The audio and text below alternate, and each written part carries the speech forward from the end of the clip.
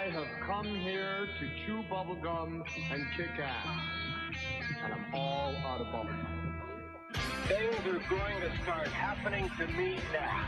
Live exclusively for WCPT AM and FM in Chicago and streaming worldwide at chicagosprogressivetalk.com. Standing up and speaking out, here's Hal Sparks. All right, you primitive screwheads, listen up. To do the bind. Welcome to the Papadopoulos episode of the Hal Sparks radio program Mega Worldwide. Are we too loud, Lady B? Are we digital? We okay? We coming through all right? There was a moment. In and out. Uh-oh. No. I'm okay? This is just me. In and out. Oh, that's weird. All right. Well, hold on. Reconnecting. This is always part of the drama of the show. This is always, I mean, it would not be HSRPM if we didn't have at least one technical glitch. And hopefully this is the one that just starts the show off, and then we're fine from that point on. Well, I guess not. It says reconnecting. It doesn't like that. Wow. Hold on one second. Switching. Wi-Fi's. Getting to here. It's a dead moment. Doing this. Making this the possibility. Regular thing. Going back to here.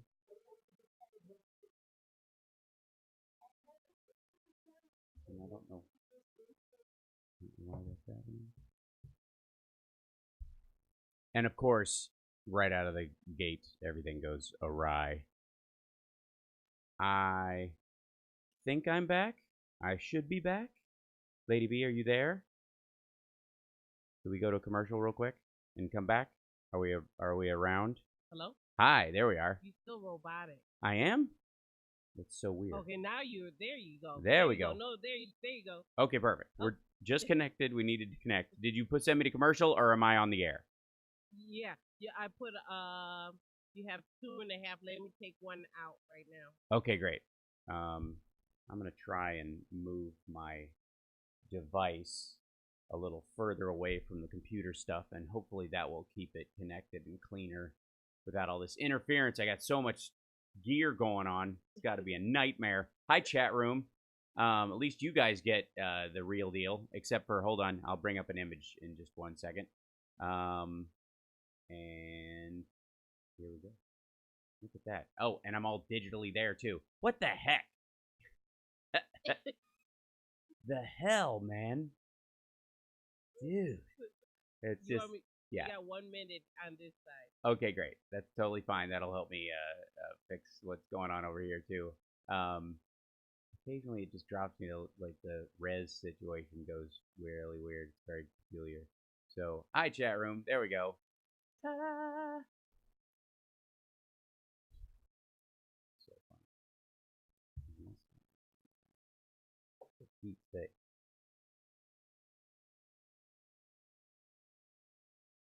All right, we're kind of ready to do a show now, a minute later. Okay. Let's see. Go to there. All right, there we go. All right, now everything kind of works, I hope. We'll see.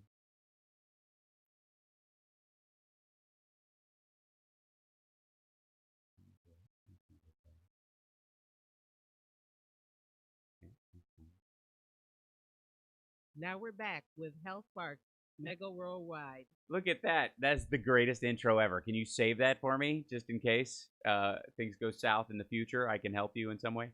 I'll fire that off from here. Welcome back to the show. You know what the problem was? I tried to say Papadopoulos right out of the gate, and I think I blew the microphone out with too many P's and D's and sibilants. So much going on this week. The president is in Asia. What could possibly go wrong? Completely, apparently, unprepared by his State Department for anything that's going on. For the most part, it seems like the only news that I've heard of his actual, I guess, plans for the trip are golf. We know this. We know the Japanese are taking him golfing, and we know the Chinese are taking him golfing. Apparently, we're in the blowing smoke phase of American diplomacy. Fine, whatever. That in and of itself is kind of not surprising, I suppose. And the Republicans are supposed to be launching their tax plan that they were supposed to be launching last week, which was when they were supposed to be launching it from the week before. And the president, just in time to really get in there, dig in there on the details of the Republican tax plan, hammer out those parts, because as a representative of the outsiderism, the representative of the MAGA group, the working class folks that have been getting the shaft from the establishment for all these times, he's ready during the entire debate on the floor, and when the Republicans present their bill, his party presents their bill, that he'll really fine-tuned the minutia so that it fits in not only with the needs of his party, but also with himself in general. We, of course, know that that's baloney and not true. He ran off to Asia right in the middle of it.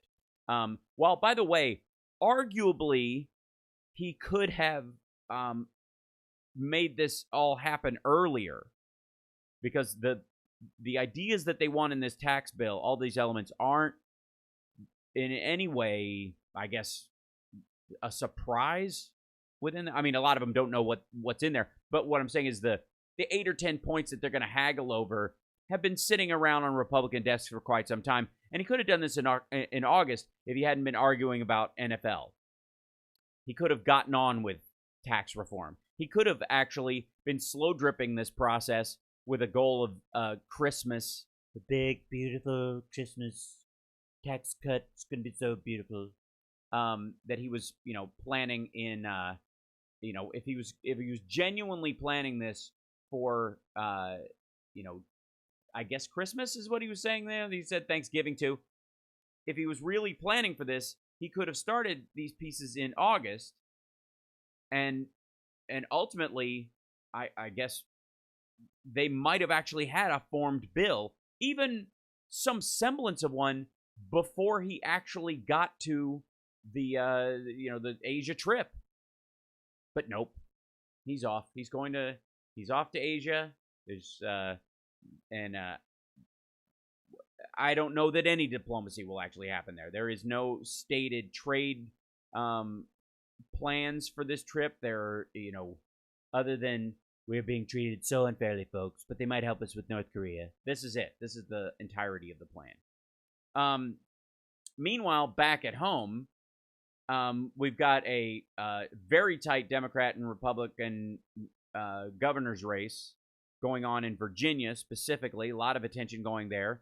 And the big news coming from last week. Now, followers of the show and people who have been listening all along will remember that when we started talking about the Clinton emails last year, and the Clinton and both Clinton and Podesta were saying, yes, we were hacked, but would not confirm anything that was in the emails. There was a big period, and people were somehow surprised by this. People were somehow shocked that Hillary Clinton would just admit, these are your emails, right? Well, we find out now that Guccifer 2.0, in sending some of these emails out, and later, I guess, through DC Leaks and WikiLeaks, had modified some of them, had put confidential on some that were not confidential to draw the attention of reporters. So this idea that somehow the Podesta hacked emails that led to Pizzagate, the DNC hacked emails, the fact that they were exaggerated or modified before release, both through WikiLeaks and DC Leaks, makes the entire trove suspect, and is exactly why we have journalism. We used to have a situation similar to this. We used to have a situation where people would invariably have they could make up a story about somebody. They could forge a note. And without anybody being able to or willing to check on it,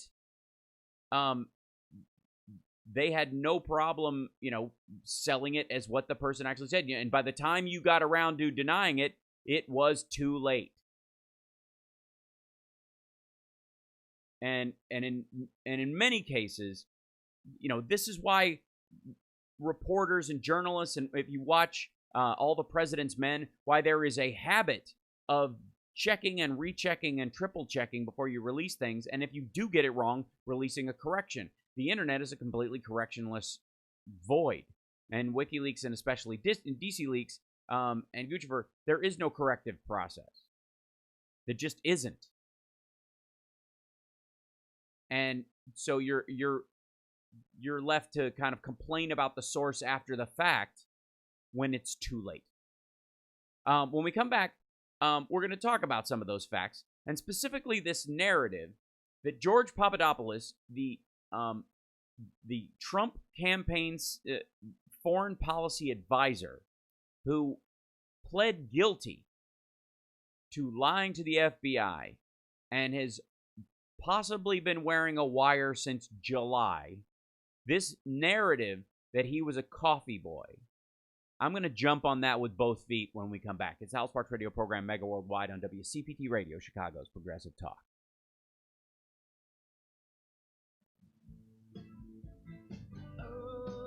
Oh, life is bigger. It's bigger than you, and you are not me. The links that I will go to, the distance in your eyes. Oh no, I said too much. All right, why is my...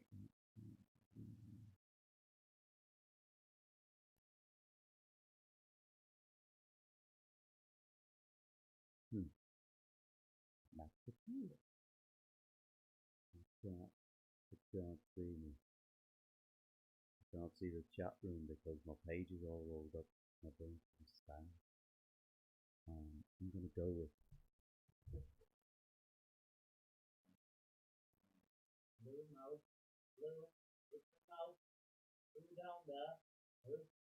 mouse down there. I don't know why I do. It's such a curious thing.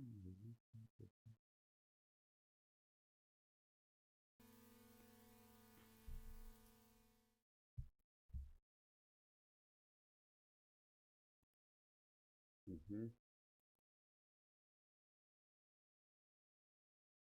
Clearly.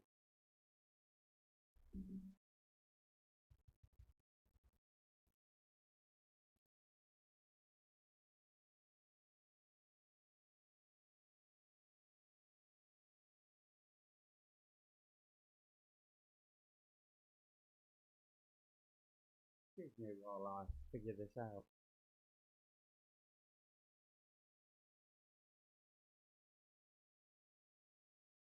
How much time do we have, Lady B? Less than a minute.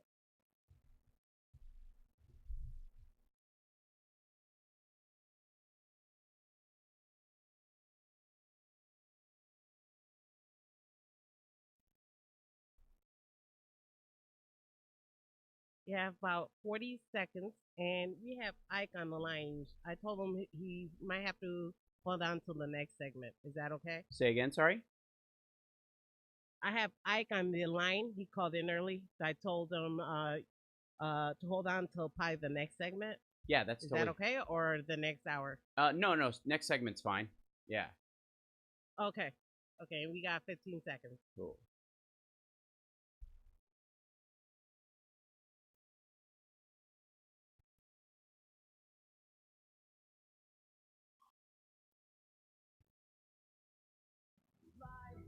Losing my religion. This is Tom Hartman, and you're listening to the Hal Sparks radio program, Mega Worldwide on Chicago's Progressive Talk, WCPT. Welcome back to the show. So George Papadopoulos, the sales point that we have been passed on George Papadopoulos is that he is simply he was a coffee boy, he was a Cinderella boy, coming out of nowhere, and besides the fact that he was dead center in the only photo that Trump Instagrammed out of his foreign policy team, in spite of that fact, he was just a nobody. He was just, it wasn't important. You've got, they got it completely wrong. He was just he was low level. barely knew, and nobody even knew this guy. And ultimately, the Trump team is trying to distance themselves rather soundly from Mr. Papadopoulos and say that he was basically taking calls. And the one moment he really had was when he took this situation, he was sitting at the meeting. He brought up, hey, I can set up a meeting with Vladimir Putin if anybody wants one, out in the open in front of the entire group. And Jeff Sessions shut that down. Now, Jeff Sessions is reported to have shut that down immediately. It seems from the language used that he wasn't shutting down the idea completely, simply talking about it openly in front of staff. I guess there were people in that foreign policy advisory panel that Jeff Sessions didn't want to hear Russia talk, or didn't want to hear Russia talk.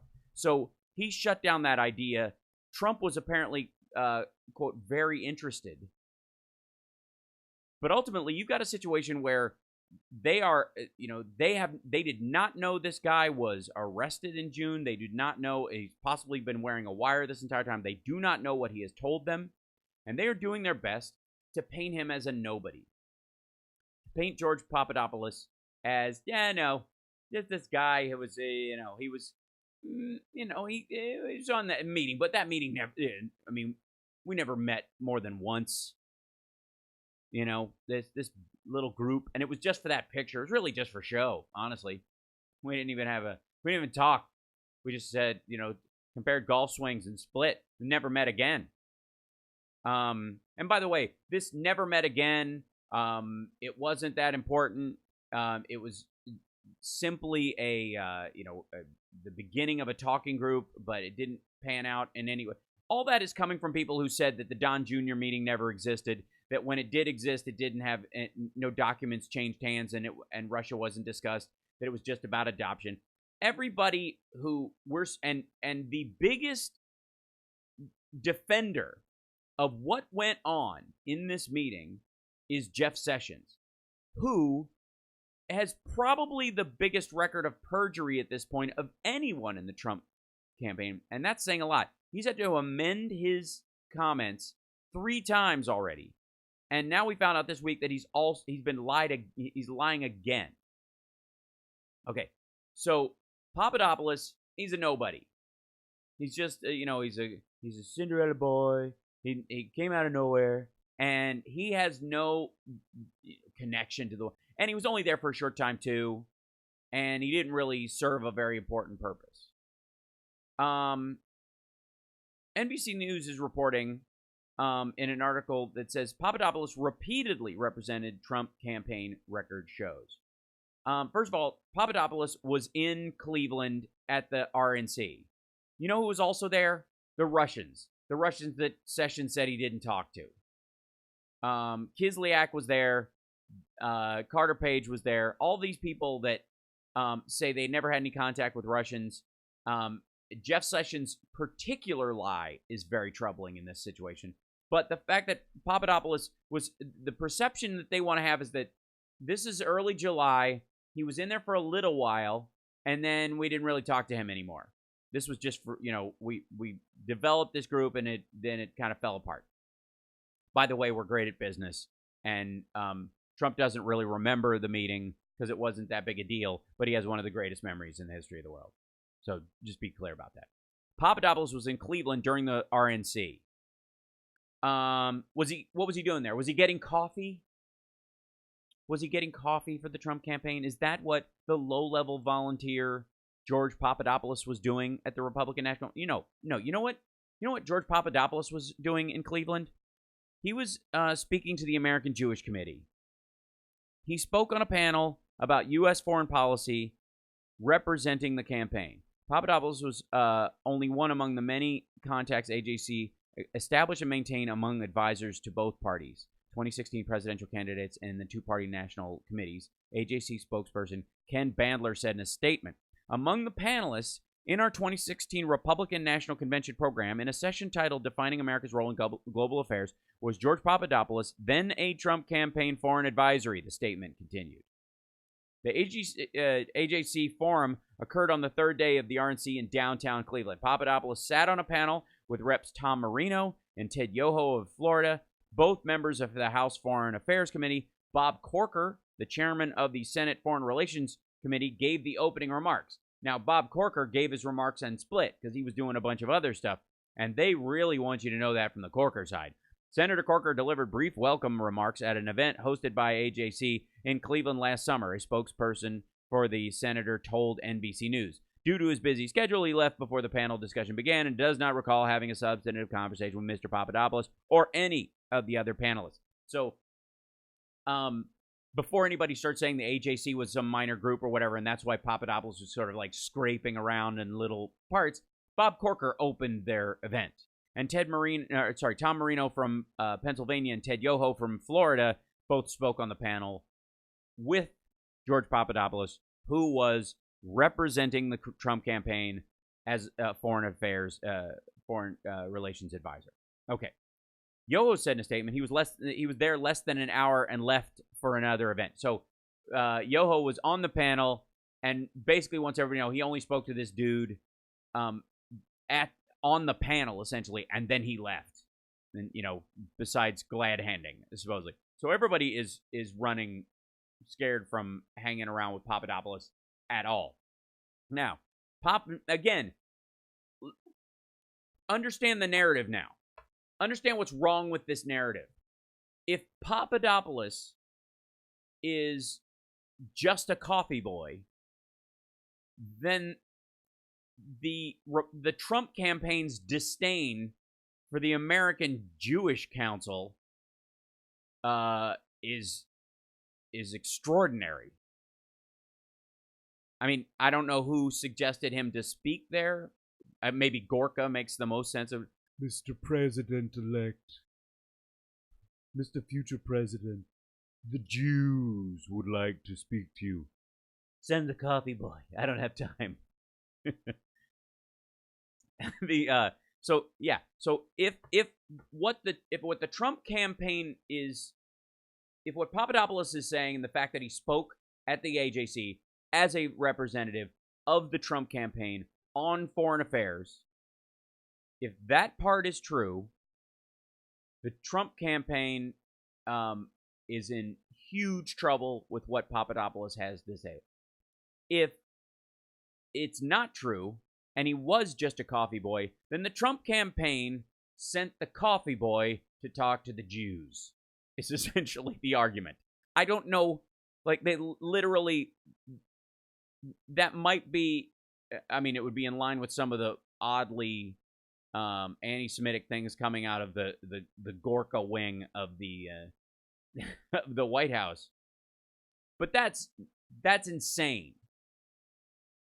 Even by Trump standards. Because if you're saying this guy was a nobody, you send a nobody to speak to the American Jewish Council. That's you let that guy sit on an hour-long panel with two congressional Republicans and others at an event important enough for Bob Corker to open it. And the two reps that were on there were both members of the House Foreign Affairs Committee. So Papadopoulos being a nobody is either a flat-out lie, which is, I just let you know I'm in that camp, or the Trump campaign is sending nobodies out to speak on their behalf for hours on on important foreign relation matters. Papadopoulos' public role for the campaign continued. In late September, just 6 weeks before Election Day, he gave an interview as a Trump campaign official to, wait for it, the Russian Interfax news agency, where he said that Trump will, quote, restore the trust between U.S. and Russia. He met with Israeli leaders during the inauguration in January as a foreign policy advisor for the newly sworn-in president. He was there after he was sworn in, speaking to, again, the president's still sending the coffee boy to speak to the Israelis now and to speak to the Russians. We'll be back. It's the House Sparks Radio program, Mega Worldwide on WCPT Radio, Chicago's Progressive Talk, 773-763-9278. Taking your calls after this, and then I'll be able to engage the chat as well. Go to housesparks.tv to watch the live stream.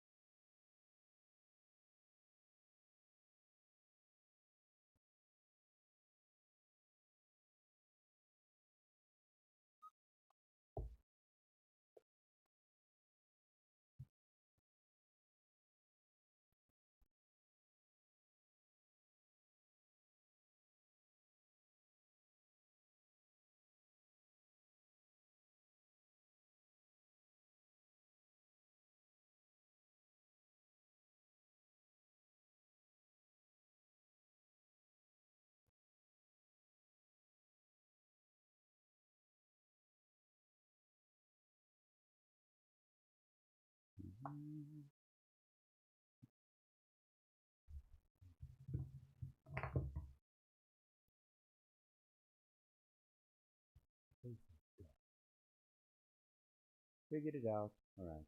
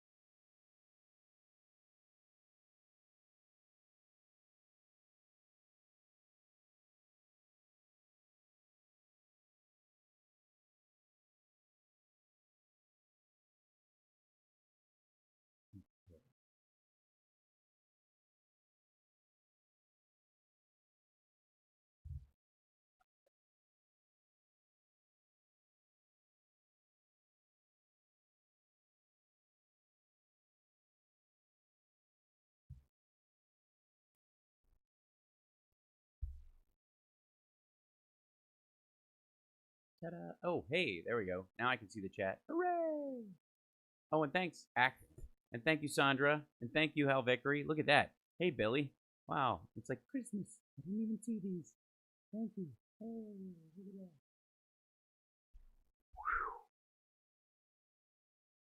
30 seconds. Okay, excellent.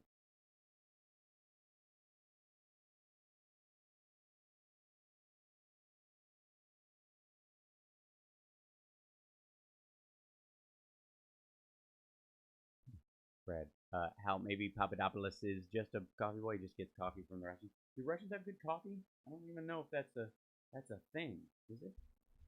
Hard to say.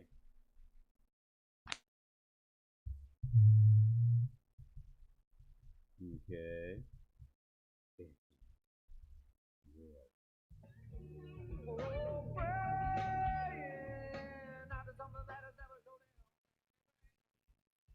Mega Worldwide, 773-763-9278.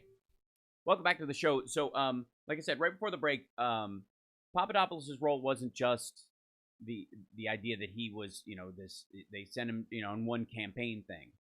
After the inauguration, he met with Israeli leaders during the inauguration, actually, in January as a foreign policy advisor for the newly sworn-in president. We are looking forward to ushering in a new relationship with all of Israel, including historic Judea and Samaria, Papadopoulos told the Jerusalem Post the following day. So not only did he speak to groups about it, but he was interviewed about his conversation with those groups. So this is when Sarah Huckabee Sanders has been calling him a volunteer and and Trump is posting, well, he's a low-level volunteer. He's not really anybody with an extremely limited role in the thing. So the question is, so is your relationship with Israel kind of a low-level relationship? Is that what you're saying? Because you basically sent this guy. Okay. We got some calls, though. Let's take some calls. 773-763-9278. Who do we have, Lady B? We have Ike. Excellent. Oh, hey, Ike. Ike, how are you? Is he there? I don't hear him. A little bit. There he is. Not quite walking yet, but I'm hobbling around a little bit. All right. As long as you're ambulatory. And a shout out to the chat room and the unions and the sponsors of CPT. You guys have got a hell of a radio station there. I agree.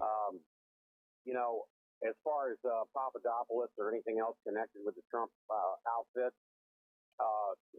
there's reams of information that has been collected on Trump over the years and his family.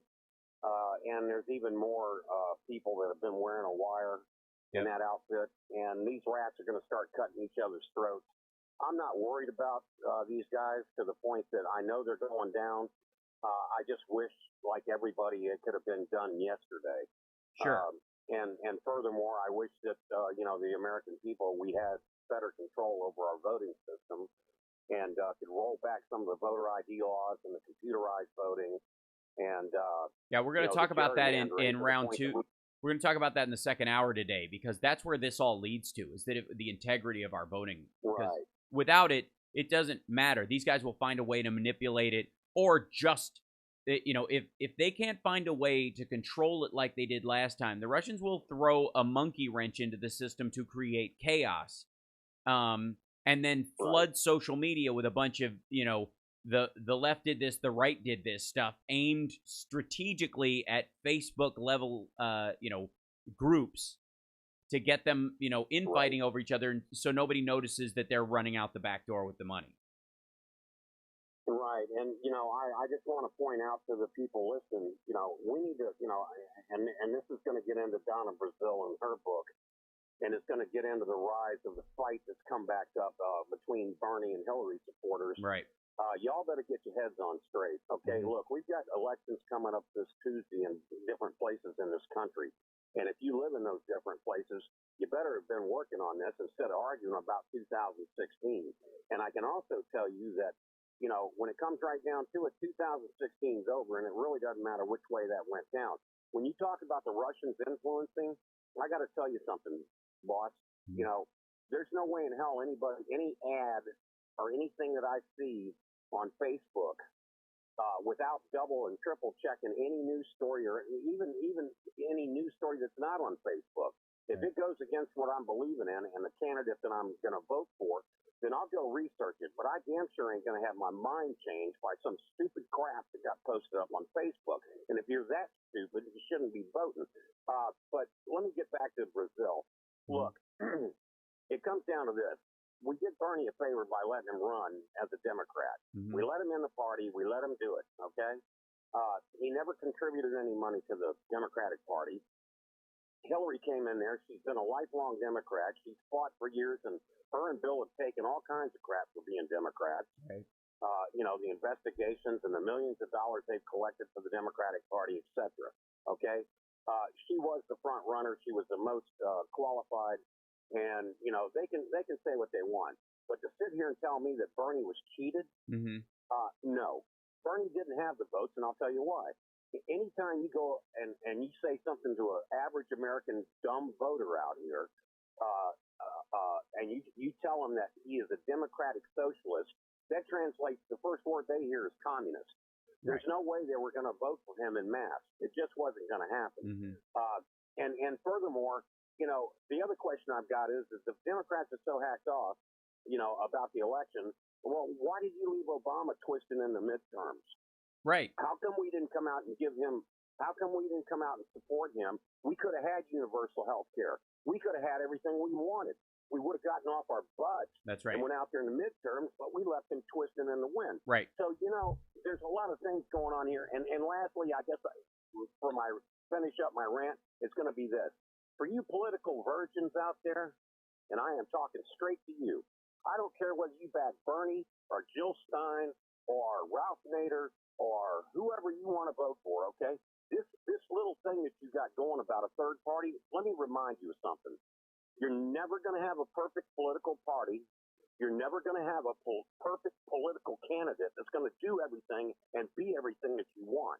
And the sooner you grow up and you understand that the political realm is a blood sport, and yes, it gets nasty, and yes, there's dirty tricks, and yes, it doesn't always go your way, and you may not get everything you want, you better start paying attention to what you can get versus what you want. Because if this continues, and if this split opens up thanks to Donna Brazil wanting to make money on a book, okay? Mm-hmm. If this split opens any further and we're split up as bad as the Republicans are, let me tell you something. The Republicans are going to destroy this country, and the blood's going to be on your hands, because I can guarantee you one thing. I vote for Democrats, and that's all I vote for. Right. I appreciate it, Ike. Well put. Thanks very much. And I'm glad you're up and walking around. We think about you often, and we're always glad to hear from you and know you're doing well. So big love to you, Ike.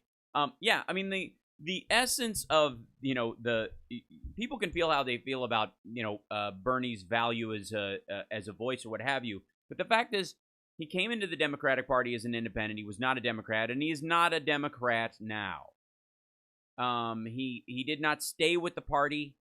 He did not have any intent, it seems, to build the party or wrest the party in a leftward direction. He used it like a super PAC, and he left. And that's not making a party or having a party. That's crashing a party. And so people can feel what they want. There is no way that the Democratic Party was going to give up their chance of electing the first female president, the first woman president in our history, which, by the way, on the merits of the vote, they did. They were not going to give that up to have two white New Yorkers fight it out, for the rest of us. There was nothing in that made any sense. There was no way that you give the party over to an independent who is to the right of Hillary on guns. That makes no sense.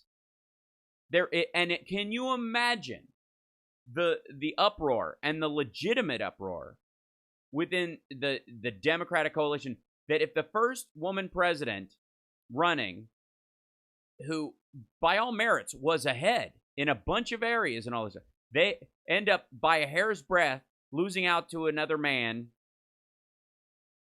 and the DNC didn't fight tooth and nail to make sure that, and it wasn't a Democrat. It wasn't even a Democrat within the party. It was not a Democrat, a Democratic candidate who that was unseating her. It was an independent who caucuses with the Democrats, who after the campaign went back to being an independent.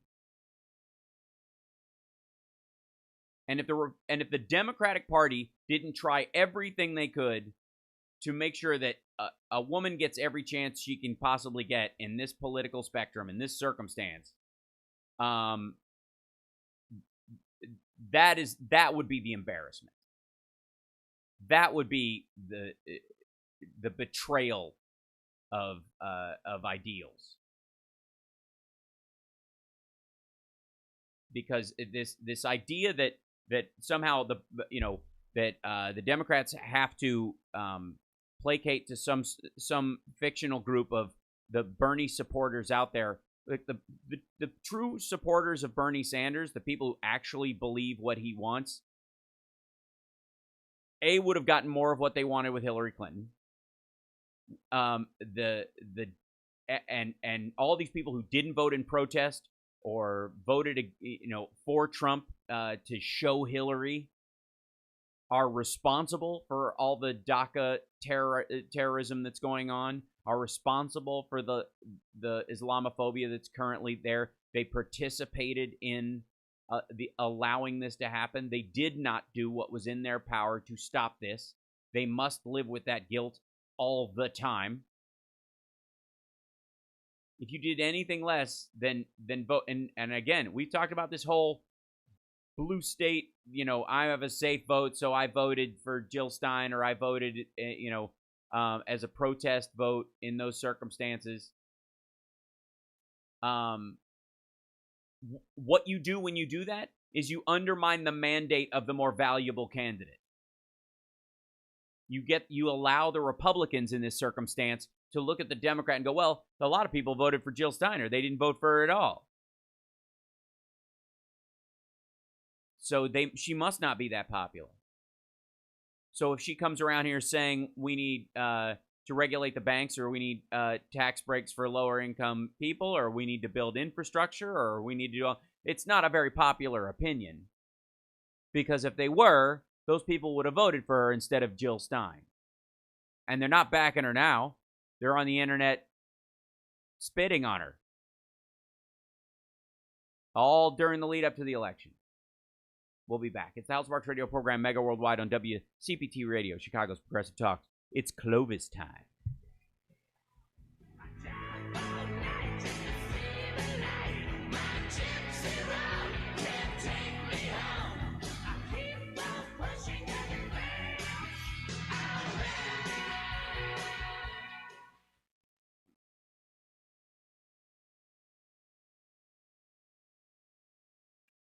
Clovis.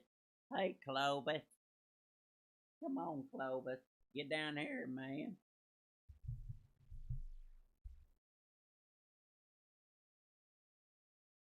Let's see. Hi, chat room. I am going to make a Clovis point. It is true.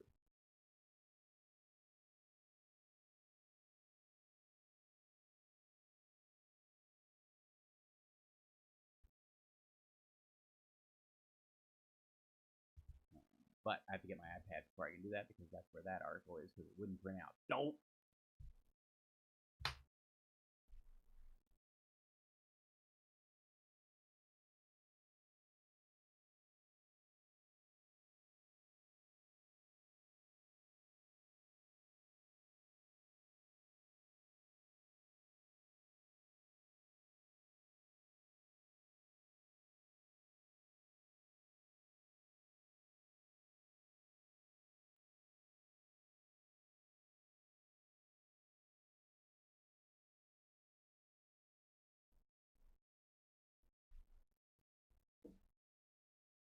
Welcome back. Your dreams were your ticket out. Welcome back.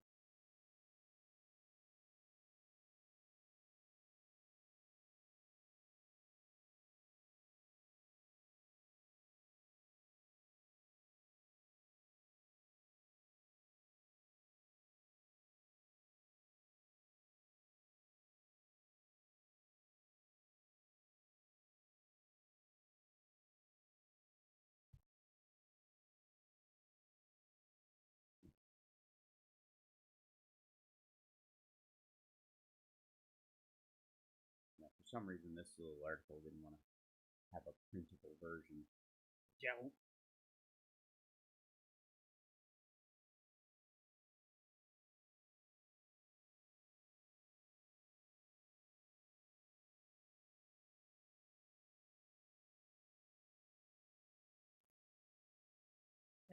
Sorry. 10 seconds. I'm sorry, there's 10 seconds.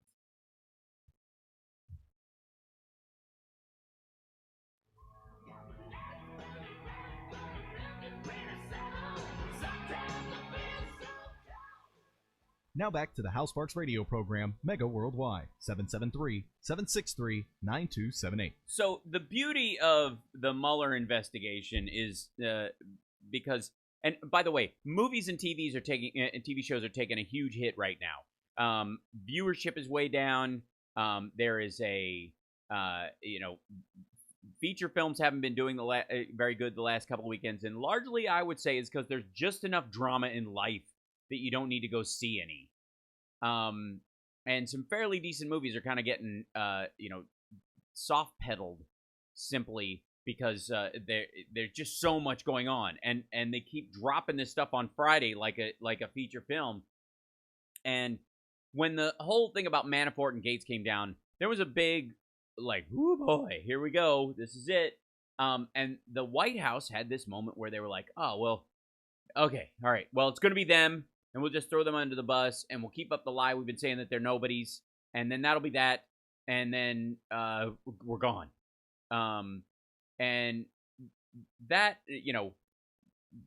that was sort of their plan all along, is that if Manafort got in trouble, if any of these guys got in trouble, because, and this should be a warning to most Republicans, if you think that Donald Trump is the most loyal person, he's so loyal, think again, because anybody that outlives their usefulness with this White House, with this group, with this family, is immediately thrown under the bus. They are just flat out ditched. And we'll see how he treats Jared over the next coming weeks as a real test of that theory. But when it came to, Manafort specifically, Carter Page was a nobody, right? This was and by the way, Carter Page is the bright shining light of all this stuff, because he is so amazingly out of his mind. When he goes on Chris Hayes' show, I am just stunned. And part of me just thinks he has a crush on Chris Hayes. Like, he just wants to be around him. Because there is no other reason why you would go on television and just kind of talk off the cuff about this stuff. And by the way, chat room is, of course, jumping in on my movie thing, and I would like to say for the record, Blade Runner is stunning, and you have to see it. So there you go. That's see it in a theater before it's gone. Find it in a theater nearby. Go see it. It's amazing. Okay, so Carter Page will just. It is as if Chris Hayes is his hypnotist, and he can't stop going. It's amazing. Everything he says turns out to be a lie. Thank you, Donna. Everybody she gave us a super chat in the chat room on houseparks.tv. Every time he gets a chance to walk something back, it is just magnificent watching him foam at the mouth, quite literally, while trying to cover his tracks in this circumstance. It turns out that he said he didn't meet any Russians initially. He didn't exchange any emails with anybody in the campaign about them. Okay, all that is true. He met with the Russian government officials during a July 2016 trip he took to Moscow. Shortly after the trip, Mr. Page sent an email to at least one Trump campaign aide describing, which is probably Papadopoulos, by the way, describing insight. And in reality, hold on one second. We'll be back on the stream in just a second, but we are good live. There we go. All right. So at one point, Page, sent this email to Papadopoulos saying, I had some interesting insights when I met with government officials when I was in Russia. This email, we don't know how far up it went yet, but the email itself was read out loud to him during his closed-door testimony, where he appeared without a lawyer and pled the fifth in terms of his, giving documents over. Well, the only documents, for the most part, that this guy has, besides receipts, which can be gotten via a warrant of, his visa bill and all that kind of stuff. The only documents he would have are these emails, which are already being read aloud to him during his testimony. Which, if he's saying, and the problem with Carter Page is, if he's saying, I don't want to hand over any new stuff, either the stuff is amazing or it's just gunk. It's just garbage. There's it's all the same, or it's just he's afraid of his own personal emails getting, who he is when he's not on Chris Hayes' show foaming at the mouth. He's saying now, confirm the meetings in an interview on Friday evening, but play down their significance. He said, I had a brief hello to a couple of people. That was it. He said one of those people was a senior person, but would not say who that was. He confirmed that an email he had written to the campaign after the trip to Moscow was presented to him during Thursday's appearance before the House Intelligence Committee. He acknowledged his meeting with Russian officials during sharp questioning by Adam Schiff, go Adam, of California, top Democrat on the campaign, on the committee. It was a short 4-day trip over a long holiday weekend at the end of the summer. He also went to Budapest during this time, was this part.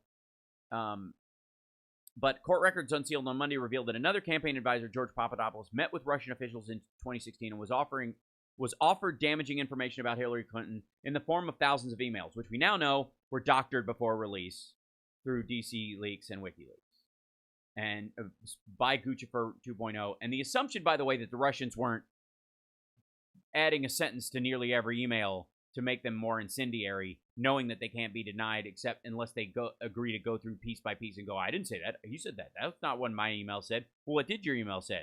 And then, well, show us all your emails. Like that, they knew they would catch them in that double bind, so they released all this stuff with all these trapdoors in it, essentially. So the idea that Papadopoulos and Page are nobodies means one of two things, and that this can't be hit hard enough.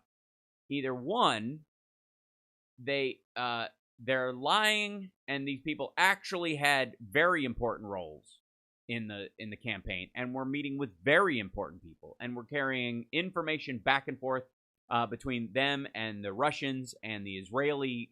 They were acting as liaisons with the Israelis and the Jewish lobby in the United States, or the Trump administration was sending coffee boys to meet with the Israeli and the Jewish lobby in the United States, and was hiring the most incompetent idiots in the world. Again, they are in a situation where they are either fundamentally incompetent or they are dangerously criminal. And it is hard to argue right now, really, which is more damning. But so much for the whole, I hired the best people. We have stupid people running the government. We need new people. I talk to the smartest people all the time. We'll get them in charge of stuff. Carter Page, PhD. George Papadopoulos, oil and gas guy. Excellent guy, to quote the president. We'll be back. It's the House Sparks radio program, Mega Worldwide on WCPT Radio, Chicago's Progressive Talk. I'll get to Clovis at the top of the hour. Clovis.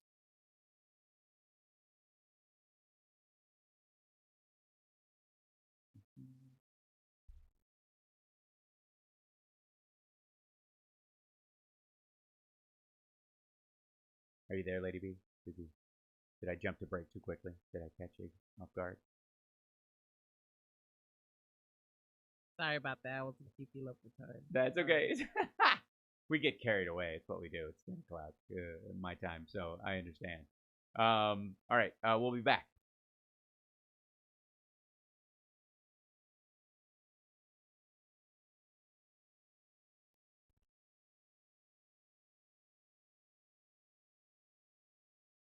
Oops.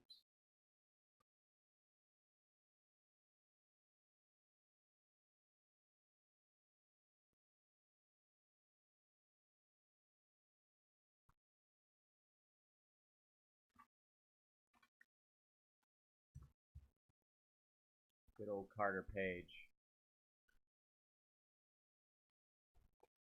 Unbelievable. Oh, and by the way, the Republicans have a tax cut they're trying to push. So, that's hilarious.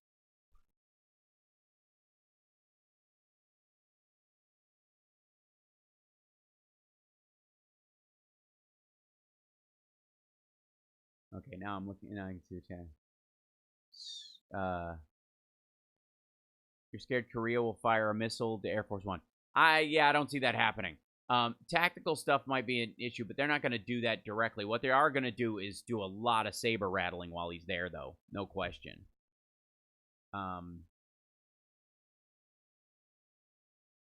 But again, these are people who spray stuff in people's faces. And Trump is not running the tightest ship over there. The Secret Service and like the White House staff have their work cut out for them. Because if he forgets and thinks he's at Mar-a-Lago and shakes hands with the wrong person, he's in danger.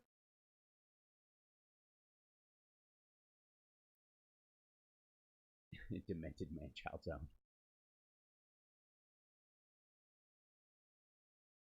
Trump will rattle right back. Absolutely, Carl. That's the concern, is that he literally, we're going to ratchet stuff up while he's on the peninsula. Anybody want a peanut butter and clam pizza? You're disgusting. Right, that's gross. Can the Korean Peninsula handle more than one chubby, deranged leader with funny hair? I don't know. I think they'd kind of be perfect together. How the reps also snuck in an abortion clause into the tax bill. Right. Because why wouldn't you? White House staff couldn't even handle the release of JFK docs, and that was coming for 25 years. Yeah, they held back some of that stuff. I think that was also just to, like, at some point he thinks he's either going to give Alex Jones a scoop in exchange for all the sweet press he's getting, or he literally does take orders from elements of the deep state. Yeah, that's right. Donald Trump is a sap for the deep state. There you go.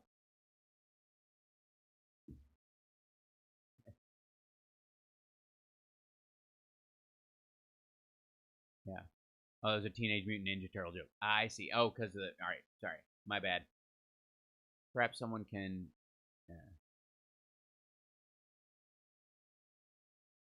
arrange for him to defect. Right.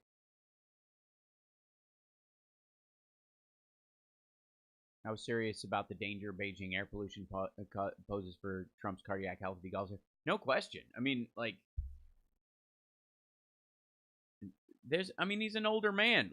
And again, I hate everything about the man, but I don't wish him physically ill, and I'm not going to wish his demise upon him. I would like him to live a long, healthy life in jail. But, next to, Jared constantly reminding him that, like, I'm going to get out of here one day. I will probably get out of here before you. Shut up, Jared. The way Trump was commenting on the JFK, do you think he was looking forward to Game 7 of the World Series like he was a passive fan? Well, he's been a fan of, of conspiracy stuff for a while. He clearly listens to a lot of, between Fox News and Alex Jones, it's hard to not start biting on some of those things because they're fascinating. Hasn't just laughed out loud on House 7. Okay. And we have George and Judy on the line. Oh, cool. Okay.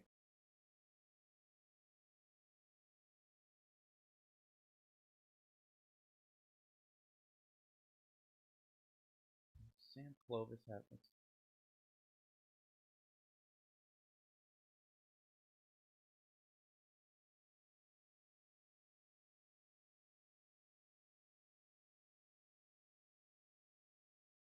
Mm-hmm.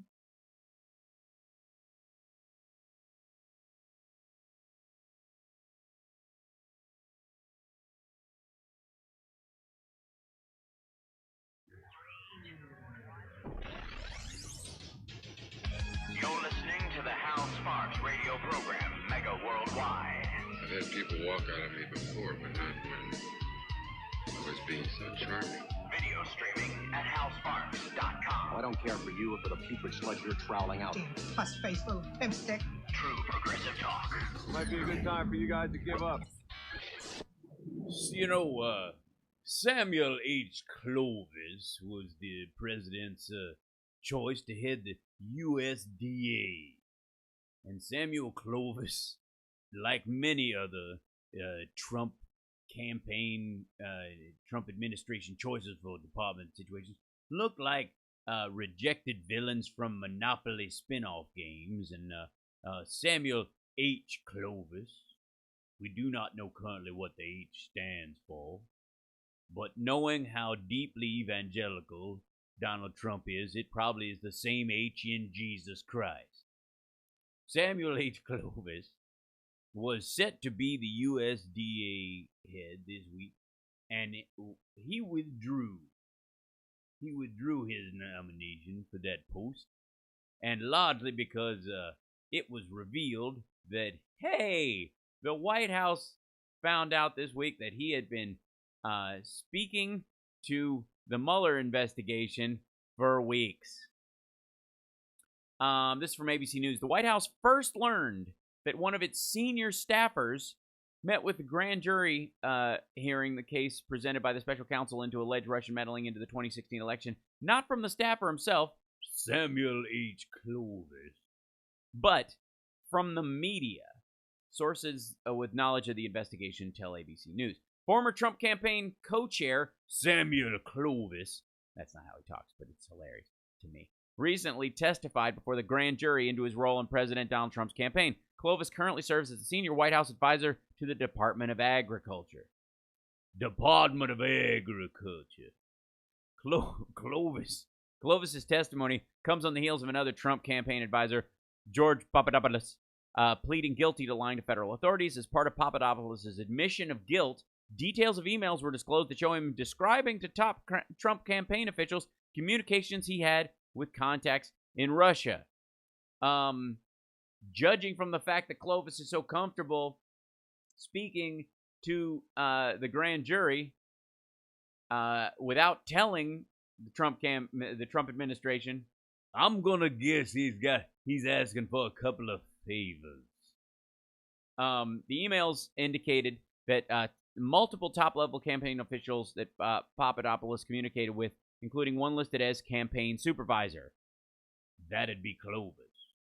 Sources familiar with emails tell ABC News the campaign supervisor was Sam Clovis. Clovis appeared to encourage Papadopoulos to engage with Russian contacts. In one instance, Clovis responded directly to Papadopoulos, hailing him for his great work and saying, I would encourage you to make the trip if it's feasible, referring to the trip to young campaign advisor pitching to go abroad. An attorney for Clovis confirmed his role in the communications to ABC News, adding that he has not spoken to Papadopoulos since the 2016 election, and any trip he would have taken would not have been authorized by the campaign and would have been done on his own personal time and money.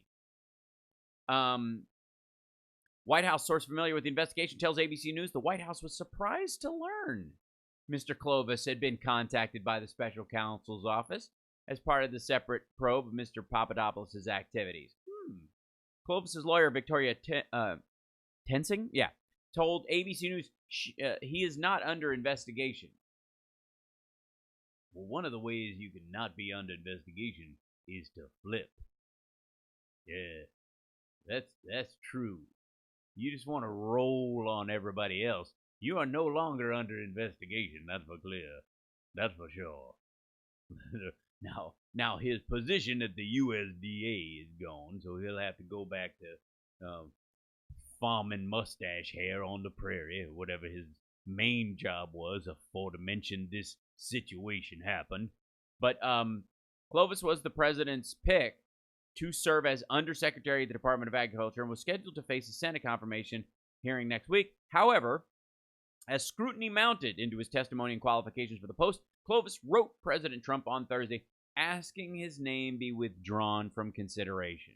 Remember when we had that business during the Bush administration where people who were clearly being told to buzz off because they were causing the White House too much trouble were writing letters to Bush telling him, please remove me from the list.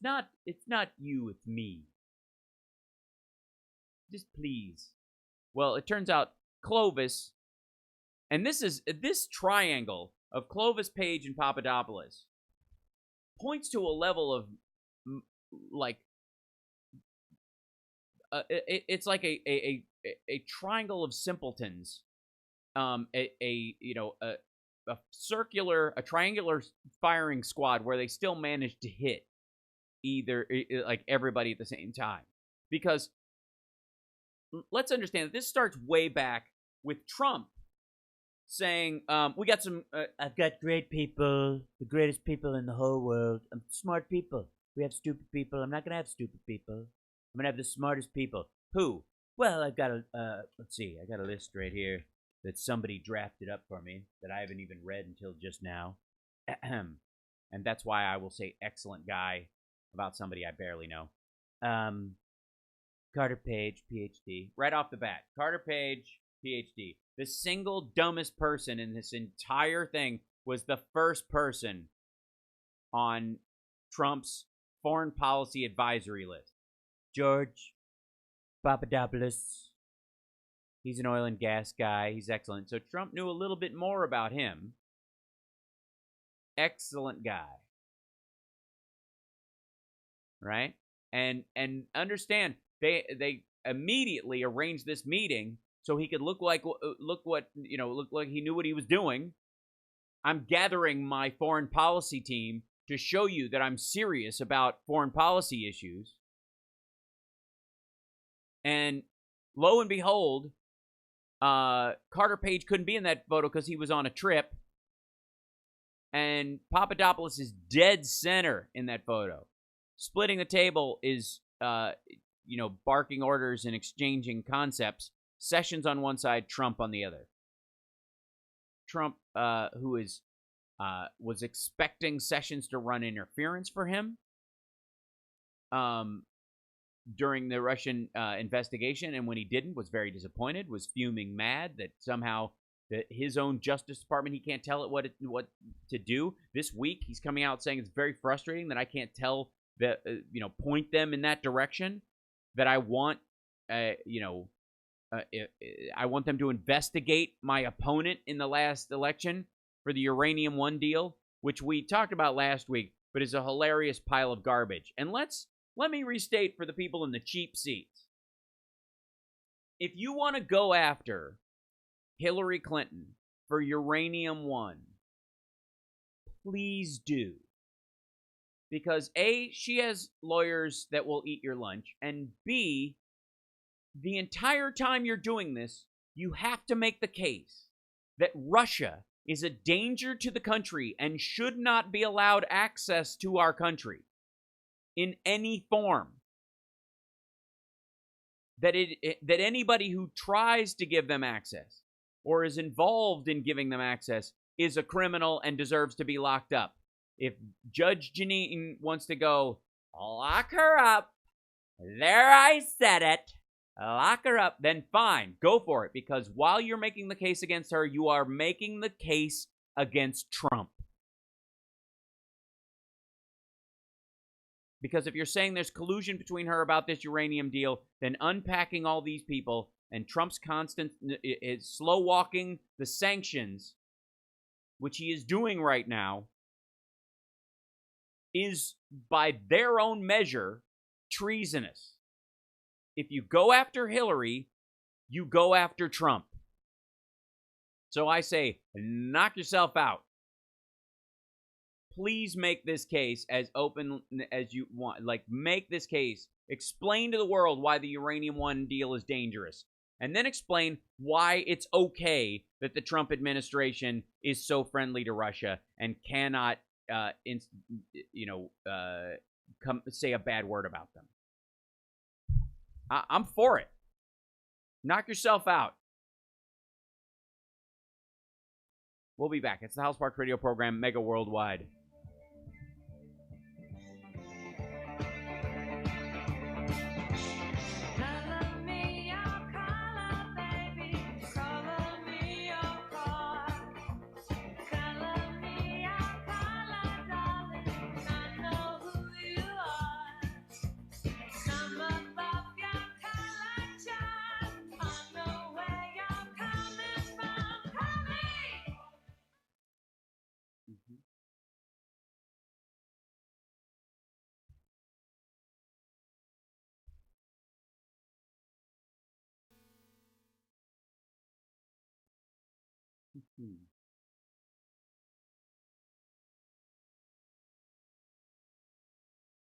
Anything I eat is bad for my health and supposed to be that. It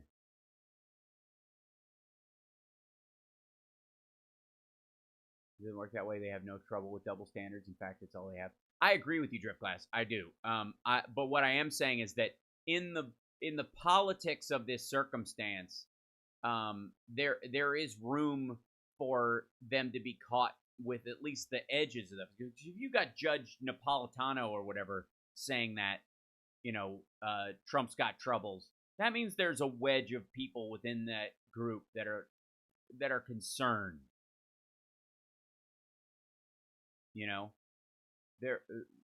They're worried. And this stuff bugs them. This stuff does stick in their craw. So I say, they drift through where the leaven of the Pharisees, which is hypocrisy, right? The prof. ARMM, if you need lead guitar, bass, call me. There you go. We're putting the band back together. Yeah, I'll talk about Donna Brazile today. Yes.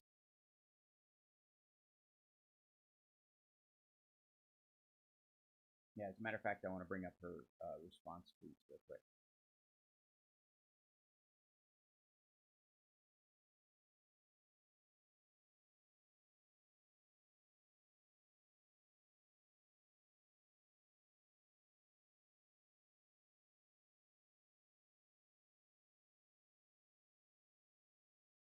$30 seconds. Mm-hmm.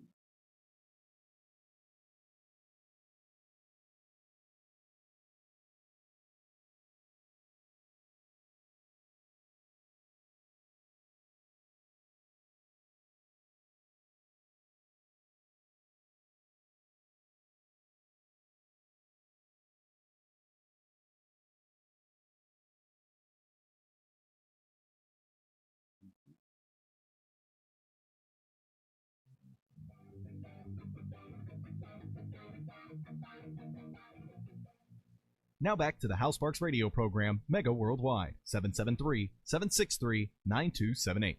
So the other big kind of drop story is this idea that and we talked about a little bit of this with Ike, and I'll discuss it later on the show as well.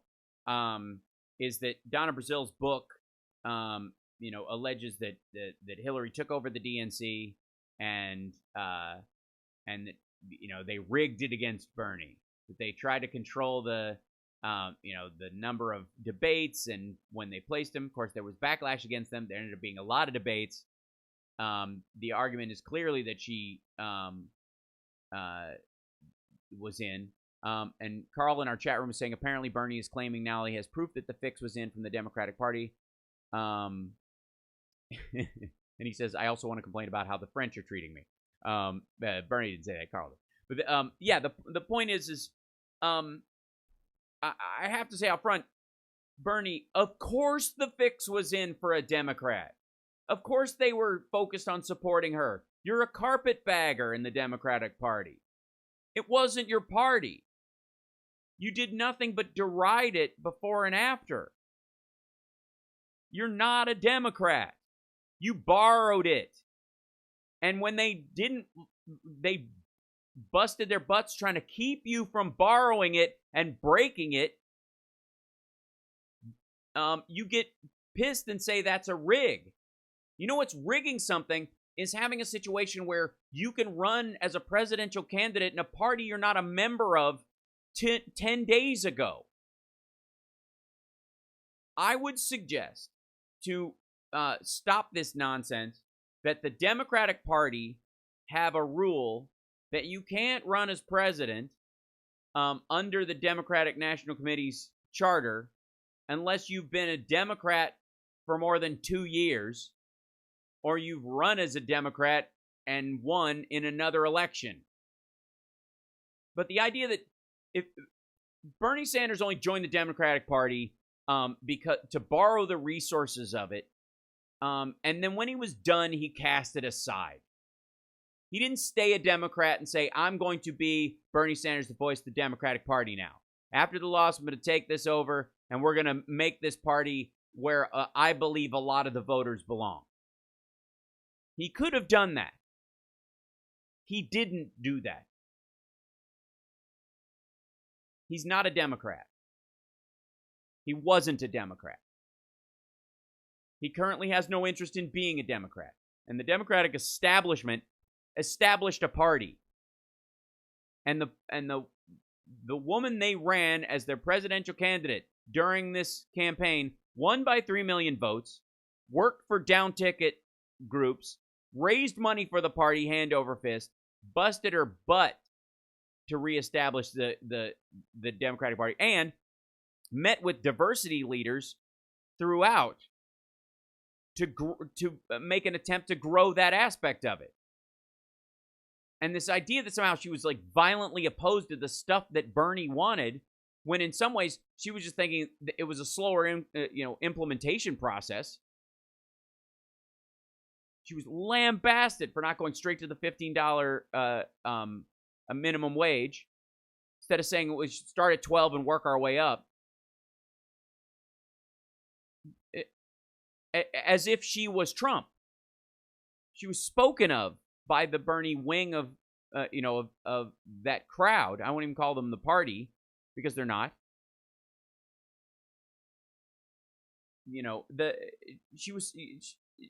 This is a lifelong Democrat who ran to be as a Democrat. Bernie Sanders' big argument, and bless his heart, I don't have any direct hostility towards the man, except for I think this is a giant lie that somehow he was harmed by the Democratic Party when he sought to use it as a super PAC, not join it as a party and help it move left. I don't buy it. And I'd love to hear from callers what makes him the voice of the Democrats for the next round, instead of just a liberal-leaning wing of independents, the Occupy crowd, who don't like either party, and don't, by the way, most of the time show up to vote. And basically make the Occupy movements in many ways as valuable a voice as they might have been, so much flailing for a couple of years that amounted in nothing.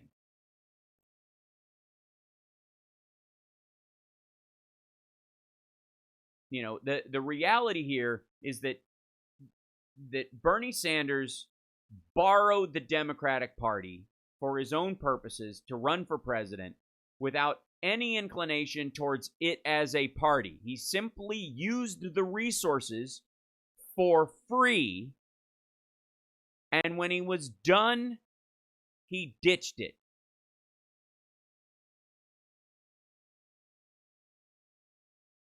That's it. The idea that the Democratic Party owes any independent a front stoop position is absurd. Parties have platforms. There is value to establishing something over time, to trying to build a movement. One of the reasons why a lot of these movements collapse, there is no Occupy Party. I mean, there might be some people meeting in a living room here and there to try and make that happen, but it doesn't exist, and it certainly can't compete with the Democrats or the Republicans at this point. And what it does is ultimately just hands the party, the electorate essentially over to the Republicans. This is precisely what happened. The idea that when Donna Brazile was tweeting back at the president saying that they're twisting her words, and that she didn't say it was rigged. She didn't use the word rigged. But ultimately, Donna Brazile's book, I buy it, read it, let me know what you think. But ultimately, the idea that the Democratic Party wouldn't be all in for the Democrats that are running, so as not to have their party completely dissipated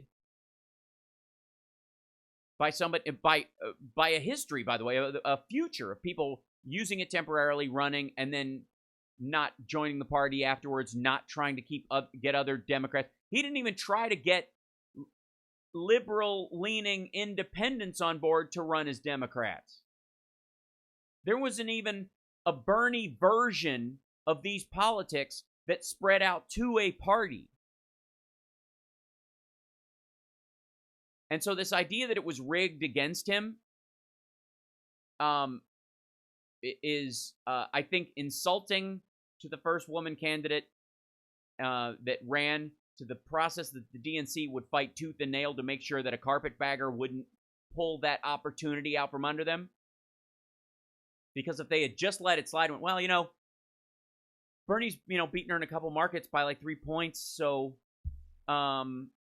he'll probably be better against Trump, who doesn't deserve to be in the White House. So you know what? Let's have 2 white male New Yorkers run. Where's that? Where does that fall in the world of doing what's right in any sense? And the idea that maybe, because Bernie didn't even run on the concept, I'll be your vice president. I'm running in here to kind of, I'll poke you a little bit, but I'm going to run tacitly beside you. Carl in our chat room was saying, how could the arrangement be rigged against Bernie when it pertained only to the allocation of funds during the general election? Precisely. And the idea was that they were rigging it because they were somehow involved in the debates, in the debate schedule, and trying to keep them minor so that she wouldn't have to make any, basically, tough wounds. Essentially, here's and you can believe what you want to believe about why she didn't want to debate Bernie very openly. I'll tell you one of the genuine reasons and the smart reasons for not doing that is that you may have differences of opinion, but they're not that grand. But to win in a public debate a lot of times, instead of it just being a farcical draw, when you're really running to be the person who is going to be running against the guy who screams Little Marco and is saying Japan should have nukes, that you're going to need somebody who is for the general election voter to feel as powerful and forceful. And essentially you've got both of them are going to be running a fairly decent debate or whatever. But you don't want this huge fight out in the open. You don't want to take any unnecessary shots on the guy. He shouldn't want to take any unnecessary shots on her, no matter who runs against Trump. It's a bad circumstance to be in. They have to beat this guy. So so the idea is that Brazil and even Elizabeth Warren saying it was rigged to support Hillary Clinton and against Bernie Sanders. I got news for you. As a lifelong Democrat, I've been voting since 1988. Get your own party. If we need a third party, that's fine. But borrowing it and then not staying in or saying somehow it was rigged against somebody who's actually participated in the party for years is absurd. It's revolution as the 6-minute abs. It's the cheap form of revolution. And I have very little sympathy for it personally. So the idea that Donna Brazil is saying that it was things were set up to favor Hillary. Of course they were. She was the first viable woman running for president. There is no point where it makes any sense for the DNC to hand over the nomination for their party for president of the United States when they have the most capable woman running who can win, who did win the popular vote, by the way, and would have won the Electoral College without the backout crowd. Hand that over to another white male New Yorker who isn't a Democrat. I don't buy it. Call me and explain why you think I might be wrong. 773-763-9278. We'll be back.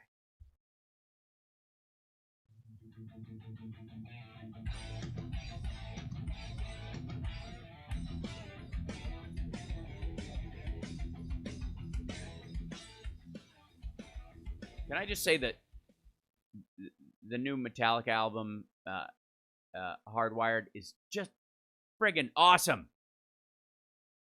Damn. Thanks, Brad. Get your own party. That's exactly right. Form something. Like this idea that like the Greens want to run somebody for president, but they're too busy to put people on city councils. When, by the way, where green policies hit the road more, where they actually are applied more so than even at a presidential level at this point. Because right now, if you were president, you'd still have Republicans running interference, stopping you, going, states should have the ability to do all this stuff. But if you run for state office, for Pete's sake, before you try.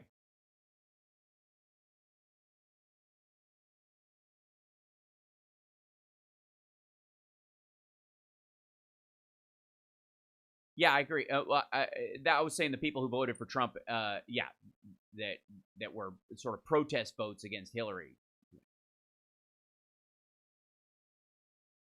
How I never thought you'd aspire to be Tim Kaine. I don't know what you mean.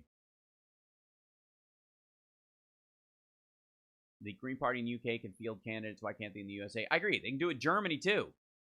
Have a proper party structure.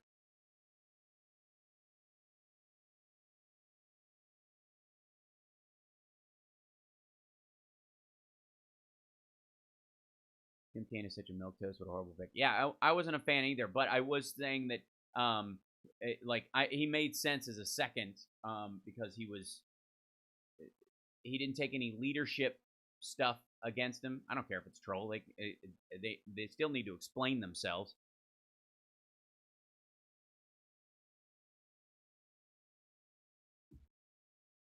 I get why she picked Tim Kaine. Because it's the first woman. You can't pick like a powerful male second personality because they'll think, oh, well, he's really running stuff. It just plays into sexism. I can't imagine why progressives have fled the D party. They haven't. I'm a progressive. I'm a Democrat.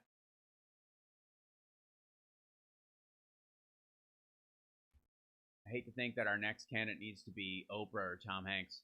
I like Oprah. I don't know that Tom Hanks would run. I think Tom Hanks is to the right of a lot. I mean, as an everyman guy from a military standpoint, I think he's very much on the right of some folks in that way. He's still a good guy.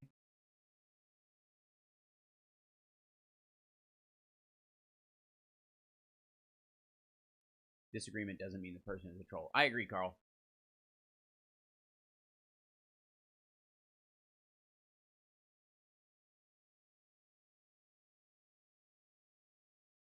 Let's see.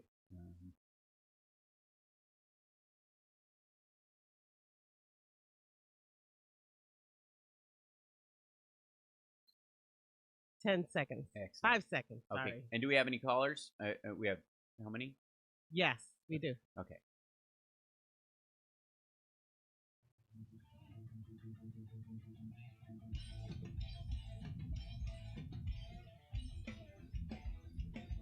I'm Dick Kay from Back on the Beat, and here is the mega worldwide radio program with Hal Sparks. We love Dick Hay. He follows us right after the show. Please listen. No greater voice of Illinois and Chicago politics, and of course, world politics are all intermingled these days. Please stick around after the show for him. And we have more callers. Who do we have, Lady B? We have George. Hey, George. Hey, Hal. How you doing? I'm good. Good. Welcome. This is George from Chicago, not George Papadopoulos from Lincolnwood, Illinois. Little known, low-level volunteer, George, you mean? Yeah. Before you get to my main question, I'd just like to say it was a delight to hear Ike in such fine fettle earlier in the show. Yes, we often think of him. And perhaps he ought to have his own radio show, and you don't have to be able to walk too good to be a radio host. That's right. I agree. And I would, one minor point of disagreement, he said, Hillary's been a Democrat all her life. She was raised in a very conservative Republican household by her very conservative father, Hugh Rodham, in conservative Republican Park Ridge, which is to the west of Lincolnwood. Right. And she accompanied her father to the 1964 Republican convention as a Goldwater girl. But clearly she's evolved throughout her life from who she is today. She became a Democrat probably around the time she graduated from high school and went away to college. But, the early imprinting of every child stays with you for as long as you live. There's a underlying base of conservatism to Hillary. I know she has the mental horsepower to keep it at bay most of the time, but she is, no matter what anybody has to say about her, she's 100 times more qualified for the job than Dump is. Yeah. But my main thing I want to ask is, who the hell is George Papadopoulos? I mean, what's his background? background? Where did he go to college? Does he have an advanced degree? Does he have any actual experience in foreign affairs? Who recommended him to get that close to Trump? I mean, who's he connected with? Where's he come from? Well, by the way, I'll tell you one 60s, right off. There was a coup in Greece where Colonel George Papadopoulos knocked off the constitutional government. Is there any connection there?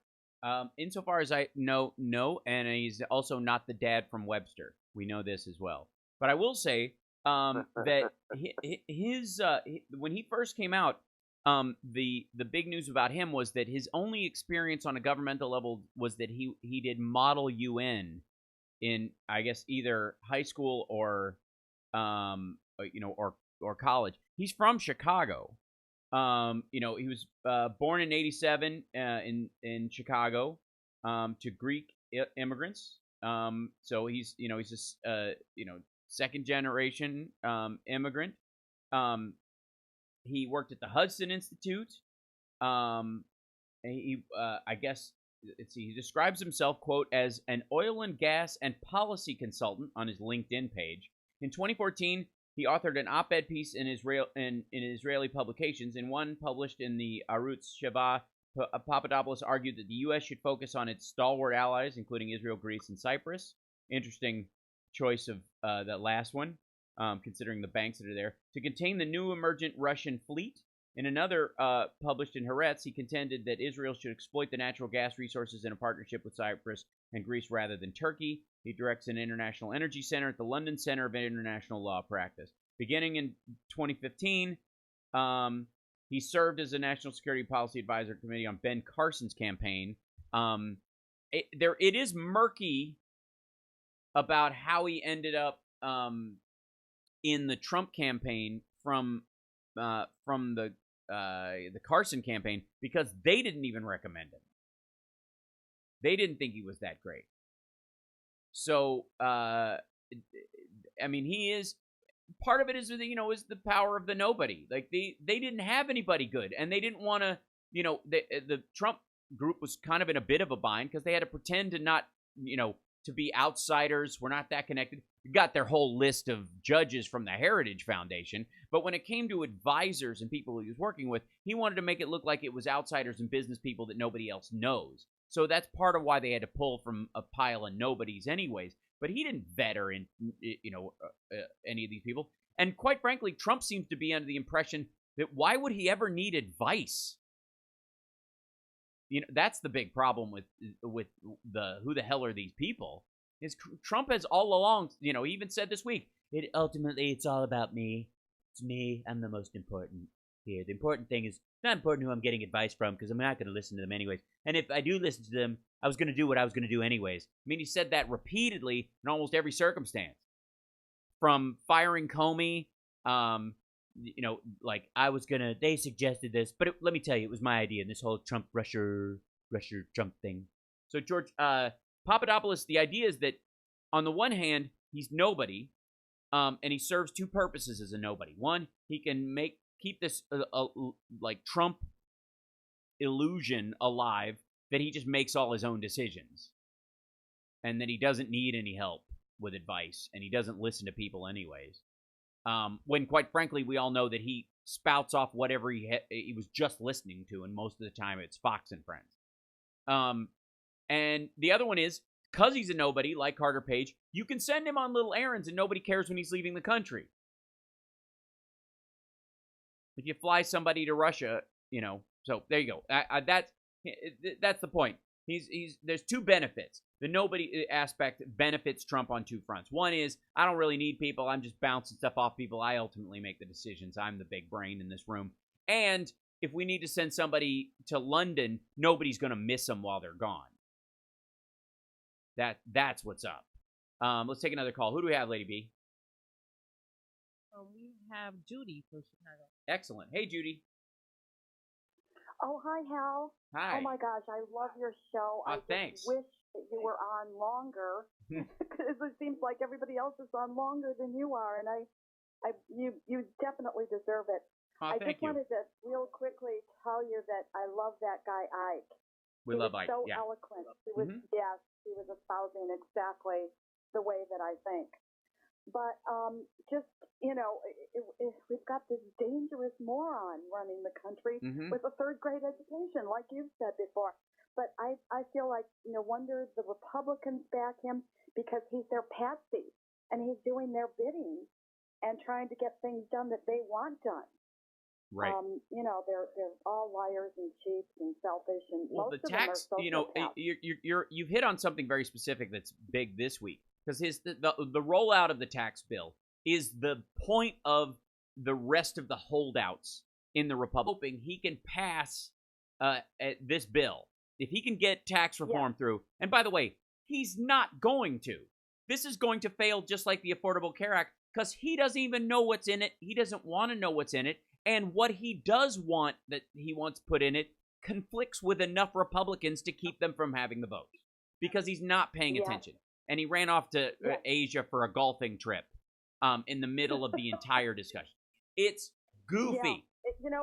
It's just kind of scary, Hal, because with the Citizens United, the voter suppression, and the gerrymandering, it just seems like we have an uphill battle. I mean, I'm in it full force.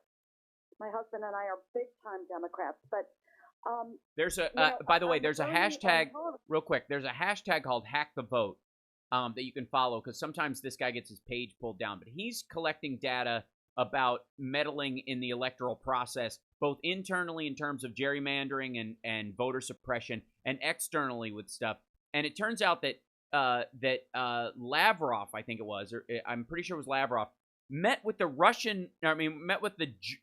election officials from Georgia, and I mean the Georgia in the States, not the Georgia in Europe. Yeah. Before our election, they are all in on this process, and so again, every single vote counts, and you need to be vigilant in your voting. You need to, because the more narrow the margin is, the easier it is to steal. You have to jack the margin up super high, and then you hold your politicians' quote-unquote feet to the fire the rest of the time. But sorry, go ahead. Finish your thought. Absolutely. No, I just wanted to mention, the Hate Hillary, Love Bernie campaign people, they just were so neophyte on so many issues, because they didn't even realize that 95% of the time when she was in the Senate, they voted the same. Yeah. They made her look like she was the other. The opposite. And even though, I agree with you. I mean, I work for the airlines, so I have a lot of friends in California. They were all very big Hillary supporters. And, once, like you said, or maybe it was Ike that said it, once he said he was a socialist, even though we might agree with a lot of the ideas, that people termed it as a communist and they were turned off. Yeah. A lot of people. The mainstream. I just want to say the mainstream. It makes a difference in the general election. And it is the, whether or not he would have won or not is sort of like, Superman versus the Hulk in a punching contest. It's sort of an exercise between people who are in a political argument. But what I can tell you is that is the area where he would have been attacked by the Trump campaign, and the RNC would have gone after him. That's the arm they would have gone socialist, and then the Union of Soviet Socialist Republics, and then they would have used it to cover all the Russia stuff with him. With Trump would have been, well, this guy, we're trying to get along with the modern capitalist Russia. This guy wants to go back to Stalin. Like that's what they would have used. So yeah. Yeah, that's what they would have gone for. Yeah, Hal, I'll let you go, but you're brilliant. Oh, thanks. Your callers are brilliant. Yeah, I agree. And our chat room is lovely, too. So join in there sometime. Appreciate the call, and thanks for calling in. We're going to take a break. Okay. We got one more call on the other side of this, and then our happy ending. We'll be back.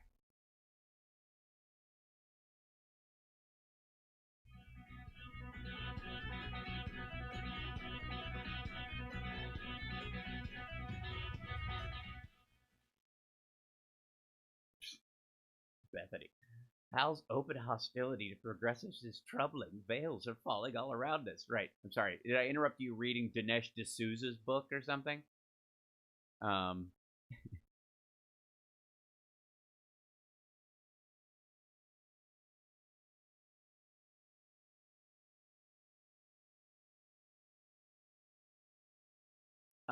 It's actually deep purple. Thanks for noticing, Robin. But on stage it looks basically black. So, yeah. Just saying that extreme liberals need to join us and influence the party from the inside. I completely agree. Future brings it up.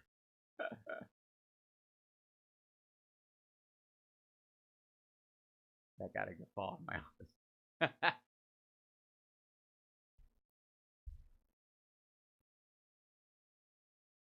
I love it.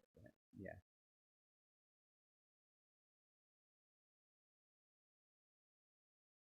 Do I have a gig tonight? No. I had 2 gigs this week, and I just didn't remove my nail polish because why do I have to? My agent hates it, but other than that, I don't know. As a you know, as you guys know, but as a not so closet glam bestite, I'm completely fine with wearing nail polish all the time. So, but yeah, I had a show. I played. My band played this week, and Summer had her show, and I played guitar in it as well. My girlfriend had a dance review that she does called Dizzy with the Dame, and so I did a guitar solo interlude in it. Yeah. So this is left over from that. And I've been busy. Well, I hope we can tour. We'll see. There's 30 seconds. Okay, thank you. There's I'm another. sorry, you have 30 seconds, and Roosevelt and Malcolm. Okay, cool. We'll go The last 2 callers. in that order. Okay. Yeah, cool.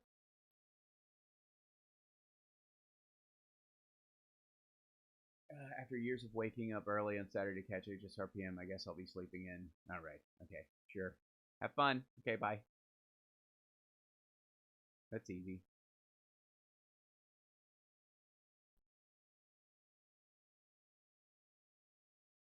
I'll do it for you. Thanks.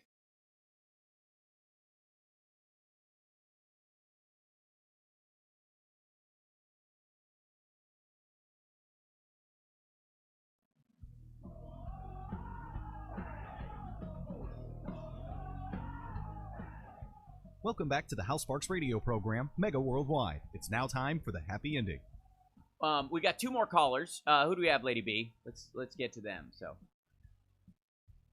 Yes, we have Roosevelt. Cool. Hey, Roosevelt, welcome.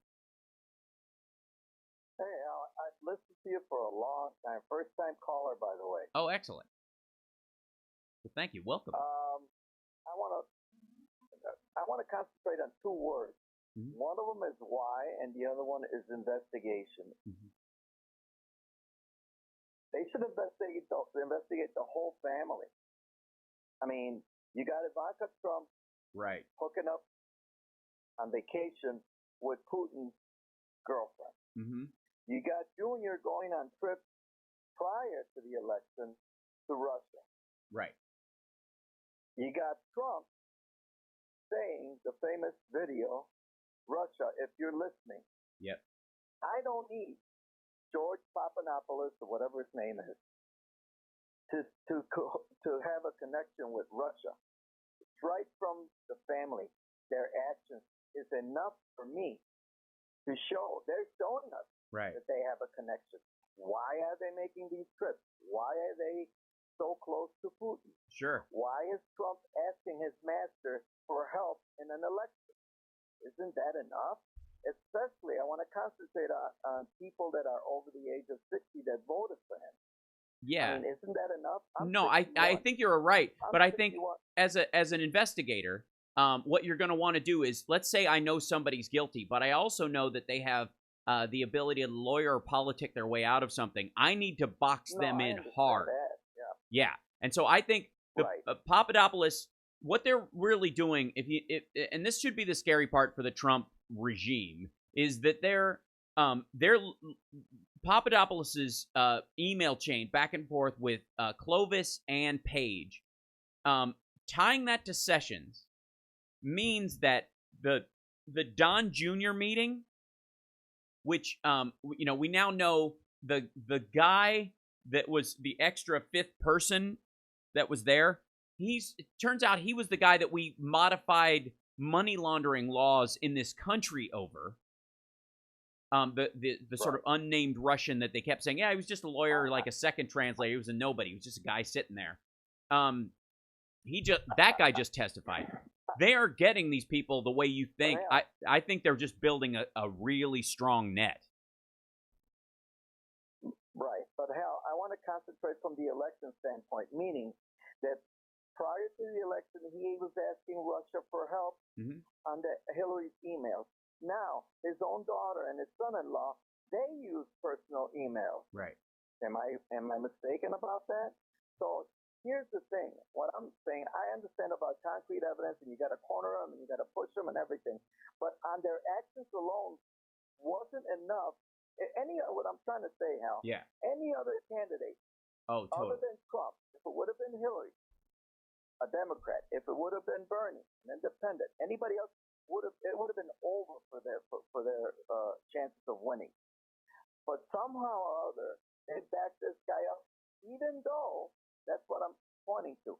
Even though prior to George Papadopoulos and all this, he had connections with Russia, and there was no investigations back then. That's precisely what I'm saying. They're spies for Russia. They laundered money, but there was no investigation. That's my point. I mean, why are they waiting for, George Papadopoulos? I mean, right from the horse's mouth, he said, if you're listening, Russia, if you're listening, that would have been enough. No, technically it isn't, because that could be, he could totally get away with just saying that from the stump because they were dumping stuff at the time. That's not technically a direction, and since it's done overtly, it gives him way too much cover. What they have to prove is that they actively were involved in getting those things, and that's what the Papadopoulos thinks. I understand it. Yeah. I'm going to make it real short. Sure. I understand that. What I'm saying is that his base are people that are over the age of white males, over the age of 60. Of course, some of the suburban women voted for him also. But what I'm saying from the standpoint, Hal, I'm 61. We grew up in an anti-communist, we're always against the Russians are coming. The Russians are coming. An anti-communist type of. Yeah. So why did it flip all of a sudden and say, oh, it's okay to ask Russia for help? That's my. I mean, aside from everything else, he admitted. Yeah. On TV that he needed Russia's help. Right. I agree. Again, saying that kind of flippantly, he can write it off as a joke, and he would have skated from this. What they have to do is build that net. And I totally agree that there's plenty of evidence. Like, for most of us who've been following this, you feel like you're behind this, like you're like pushing. Like, dude, we have all this stuff already. But that's that's why there are the Muellers in the world, is because they cross their T's and dot their I's. And you and I don't need any more convincing. So they're the Muellers of the world for a time, because he may fire him too. Yeah, but if he does, that's look what that did for Nixon. I don't think he'll do it. I don't think he'll do it, but I think it would trigger the exact same circumstance.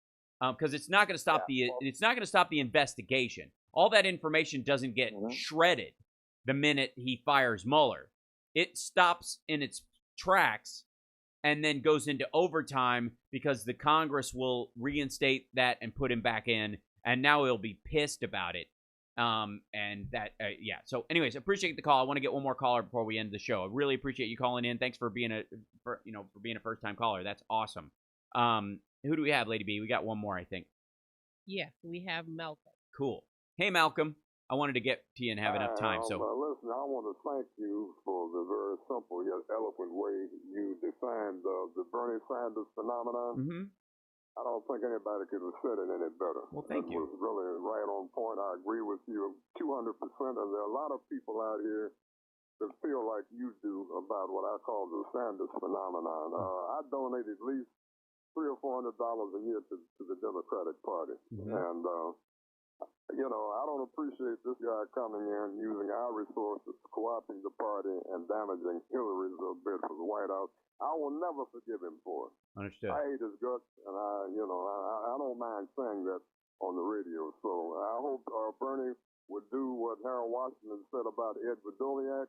Mm-hmm. Do like the Cheshire Cat disappear and don't even leave the grin. Well, thank you for your courage. Absolutely. Thank you. And the frustrating thing, I appreciate your call. The frustrating thing about all of it, and I think it's a good way to end on the show today, is that the principles that Bernie Sanders is for, I support, and I believe the majority of Democrats support. And the ones that don't and need to be pushed that way can be through political pressure from the inside. But this idea that somehow that because the Democratic Party didn't hand the reins over to an independent who was coming in to use the party temporarily and leave is absurd. No one would let a guest move permanently into their home and then say, you know what, it's your house now, here's the keys, I'll go sleep on the porch. It's ridiculous. And the fact that Bernie didn't stay a Democrat after is one of the biggest issues that I have, because he had every opportunity to drive the Democratic Party in the direction he says he wants it to go, and instead he retreated to being an independent again, and doesn't do that. So I just don't find it genuine. I find it a bunch of showboating. And there are a lot of strategies, ideas, progressive and otherwise, that Democrats and Bernie supporting independents agree on. They are the vast majority of those, of those elements. They got their way into the party platform. They were successful in that push. But the idea that somehow you can leave afterwards and then and drop that on the doorstep, I think, is wrong.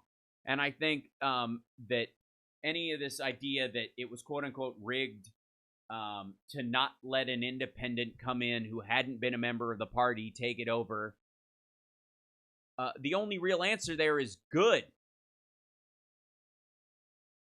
Why would it be? I mean, that's why you have a party.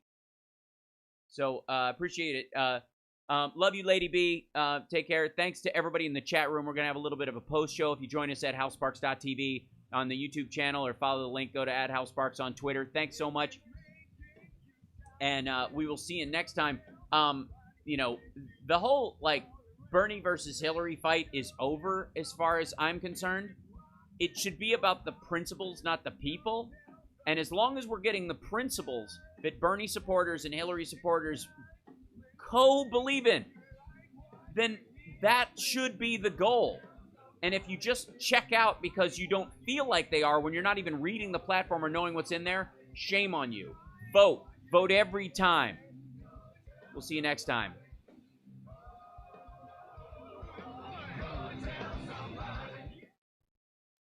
Thank you, Lady B. You're wonderful.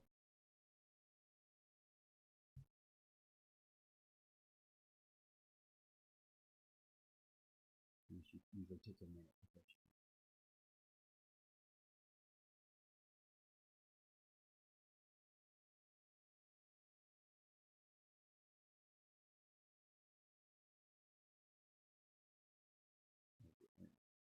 Trump's on his Asia tour right now.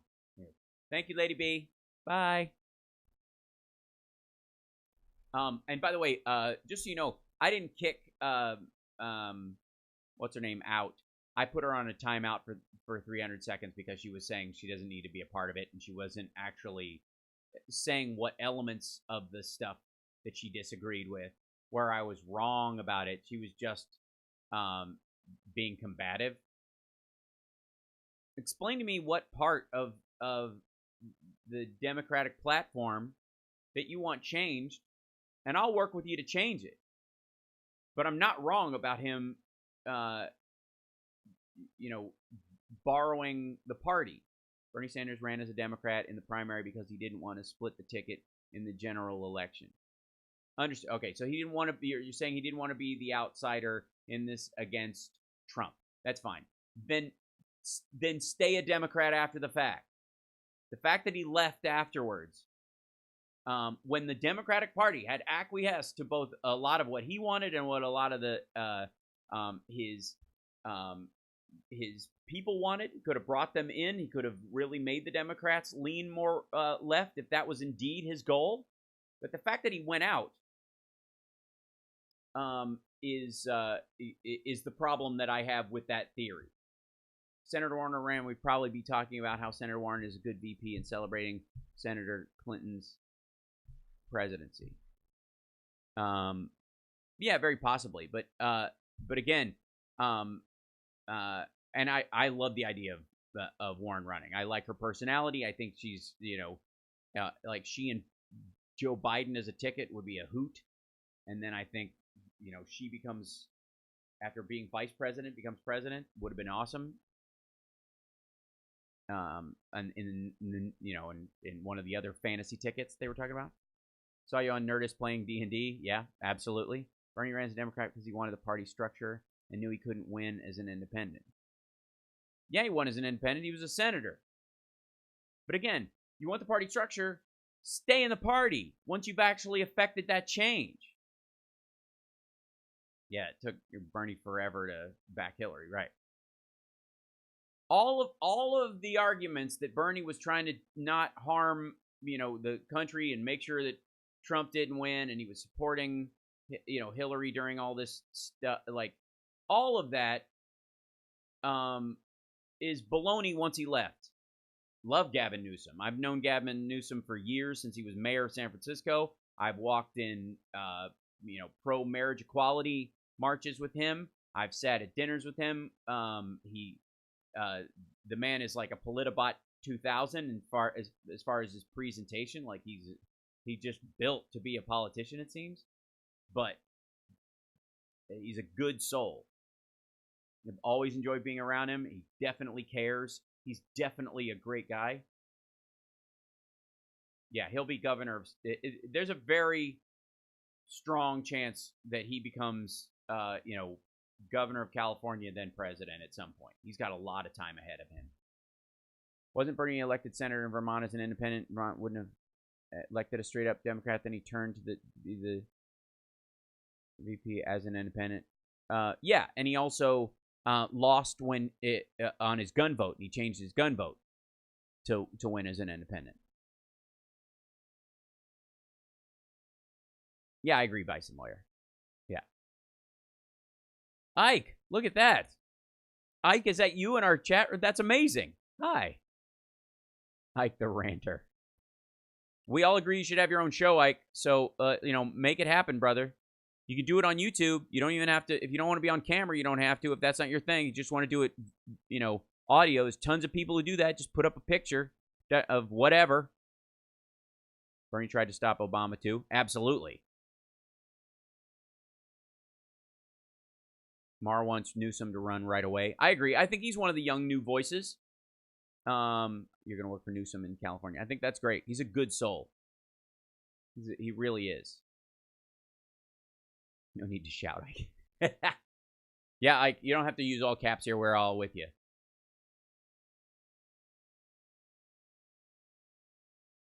Warren disappointed me by falling for the Brazil rigged nonsense. Yeah, you watch for her to walk that back in the next week or so.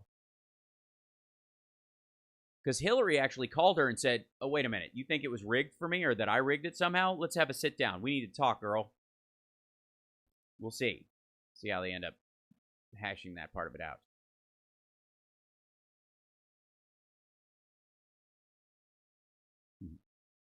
Apparently a former NBC News anchor is running in Virginia. Right.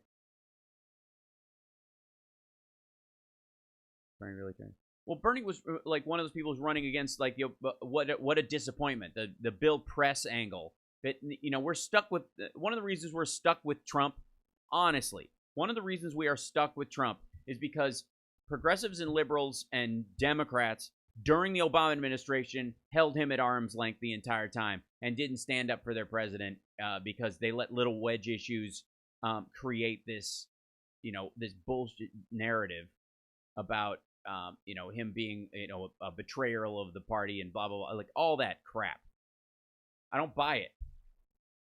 And so by doing that, by tamping down the importance and the quality of the Obama presidency, it made it possible for people to go, well, he's not that great anyways. This guy could do it. I enjoyed you on this show. I used to call in there all the time. Cool. Dems are losing in VA. They're screwing it up. They're off by a little bit. They're just having, you know, the guy there. They're just running harsh ads in the last week. We'll see. Bernie's refused to endorse Northam in Virginia.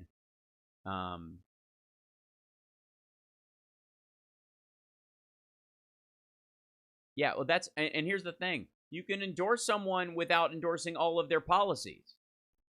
You can endorse someone legitimately and going, I believe it's smart. If anybody comes after you and says, well, what about this one thing or these two things or whatever, like, we're going to work with him on that. I'm going to pressure him all I can, you know, but I know for a fact if that guy gets in, all of it's gone. Bernie endorsement, Andy Choice candidate. I don't know which one you're referring to. We may elect the first out transgender council. We may elect the first out transgender council member here in Palm Springs. That's good. There you go.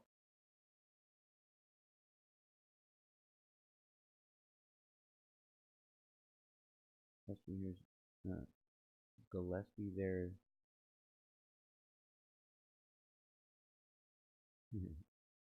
You guys are like, it's nice to see the bonding going on in the chat room, and it's so good to have you. Like, literally, there are tons of, since you're on YouTube now and you know how to use this stuff, go on and there are all sorts of resources for, you know, in the creator space of YouTube. Just look up like make YouTube videos, blah blah blah. There's tons of stuff to watch and figure out how to do it on the cheap, super easy with your phone. It doesn't take work. Just do it. I found a lot of candidates who complain about purity tests do it because they can't wait to be corrupted by oligarchs. Can't wait to be complaining about purity tests do it because they can't. I don't think that that's true. I think, Evernum, I think a lot of people complain about the purity test because we lose a lot of great candidates because they have a difference of opinion about a singular, around a single issue. Barack should have pressured AG Holder to go after Wall Street. That's my only criticism. I think look, insofar as Obama not going after the banks or trying, you know, what they did. What they tried to do was shore the whole thing up through new regulations. And the problem with, quote-unquote, going after the banks at the time was that there was no secondary structure, and the Republicans would not allow for any secondary structure to create a loan system for people to get back on their feet, to do any of that stuff. The banks were still the only place that existed. You're not going to upend the entire banking structure during a recession, or especially one that's teetering on the brink of depression. The Republicans had destroyed the economy. Obama was left to clean it up. The stuff you're talking about, going after these guys and actually putting them in jail, happens after those institutions are back on their feet.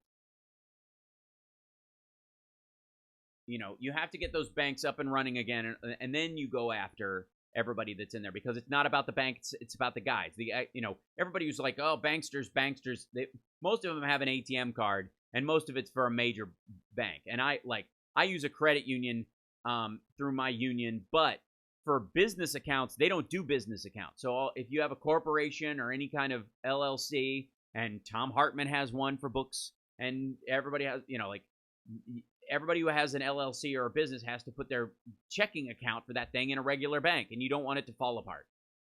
Not the bailout of the bank. The bank CEOs a perp walk after the bailout. I agree, but the banks had to be steady first. They had to actually be back to where we could start raising interest rates again, where the economy itself was. And that took 7.5 years. If Hillary Clinton was in there, there's an argument that could have started happening. They could have started looking into, because of her experience in New York, into into all those cases against the banks. Most of the stuff they did was legal. That's exactly right. You have money in the bank, you corporatist, right? That's exactly it. Like, everybody I talk to is like, these banksters, who's your mortgage with? Citibank, Wells Fargo. All right, well then what? What are you doing? Where's your money? Where, you know, like, where? Yeah. So, If I'm missing anyway, you say hi. Otherwise, thanks for all the well wishes. Yeah. Blog Talk is also an option. That's true. There's Spreaker, also Ike, which is another radio-based thing. Yeah, gee, I wonder who wrecked the banking industry and the economy, and they're back in power again. Absolutely. And trying to implement the same stuff that led up to it in the first place. Because people couldn't vote for Hillary because emails. The next adjustment will be the worst yet. You're absolutely right, Charles. We're buying an iPhone 10 today. We're corporatists. They're going to scan your face. They're going to put a chip in your head. One thing I'm sad about was Obama not forcing his own Supreme Court nominee in place. Yeah, but, I mean, again, like, there's an element of damned if you do, damned if you don't in, being the first black president. Same with being the first female, like, presidential candidate that was going to, that had the potential to win. If you fight too hard, you're a vicious monster. If you don't fight hard enough, you're giving it away to the bad guys. It's crazy. What do you think there would have been any other serious Democratic candidates had Bernie not gotten in the race? No, Master Cylinder, I think it would have been more people who were vying to be her VP. But I think it would have been a very clean transition from, and growing the ACA. And there's elements of the ACA that would have led to single payer, and it would have happened quicker without them basically, doing this scatter grab. Hi, Tom. Thanks. Glad you finally noticed. It takes a couple minutes.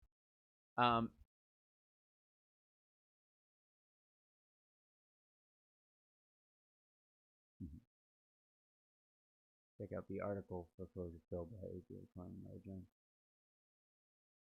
Okay. Will do, Ike. Obama and other Democrats should have continued to scream bloody murder over the Supreme Court nominee block. They should have premised every comment with that. I agree. That's a much more forceful way to go. But here's the thing. Why would they? They're an electorate of stay-home voters. They had nothing to back it up with.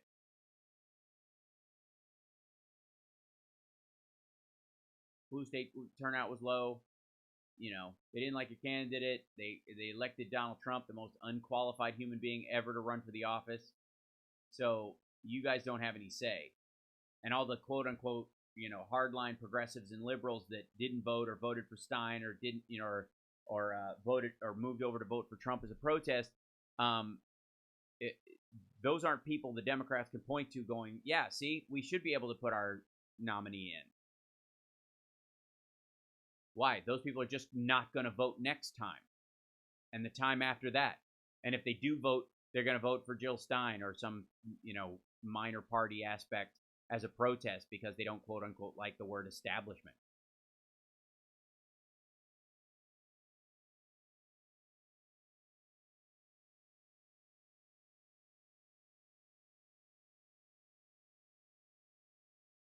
Yeah, I think the face scanner, your eyes have to be open, which would make it an order of difficulty.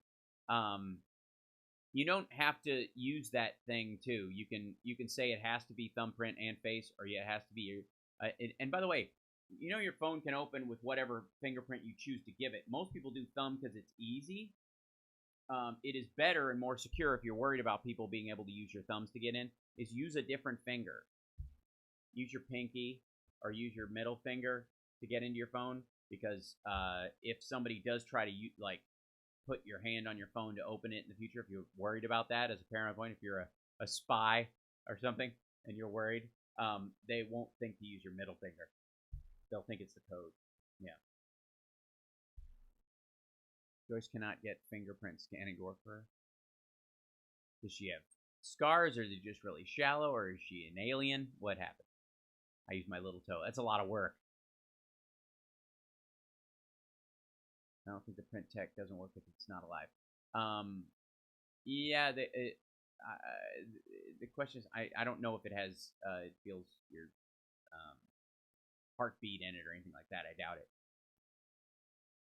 Phil Graham snuck the garbage into the omnispin bill at the last minute that led to the Glass-Steagall appeal and the securitized mortgage mess. That's right. I'll talk. You said guitar lesson on the way out last week. Taking or giving? Taking. Yeah, I'm just kind of upping my skill. After my finger broke, after I got I had this finger has 3 screws in it. I had to reshape how I play, and my hand's gotten better as far as articulation over the years, and I can move faster again. So, but to move my picking hand as fast as my fretting hand, I have to work on cleaner alternate picking. So I've started taking lessons to focus on that. There you go. Actually, many women have problems with fingerprint scanning, as it turns out. Oh, and I wonder if makeup affects face scanning.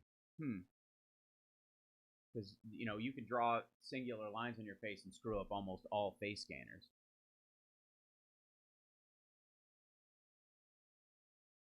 Bill Graham was the best that got it done. Absolutely. I'm just kidding. Really have a flip. What are you on? Criminal Minds? Does my t-shirt say? Yeah, my t-shirt says WKRP. Yeah. Let's take a moment to freak out Alex Jones for a second. Can we do that? There you go. There you go. Hi, Alex. See how wrecked my fingernails are from picking? Anyways, there you go.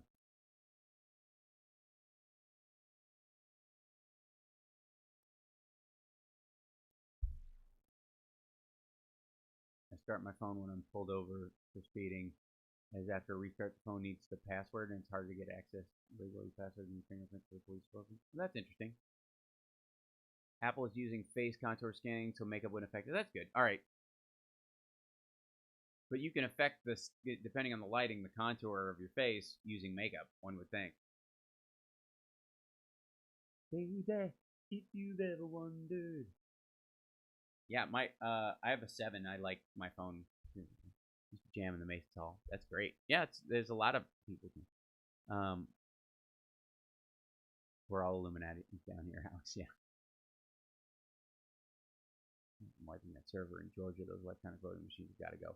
I agree. I mean, there has to be, the Obama administration making and quite frankly the sanctions that have bill put this in there, that they make that voting should be what's called critical infrastructure. So if another country messes with our voting, it's just like blowing up a gas pipeline or whatever. It's considered an act of war. So yeah. Like Jordan Klepper's new show. I don't know that I've seen it.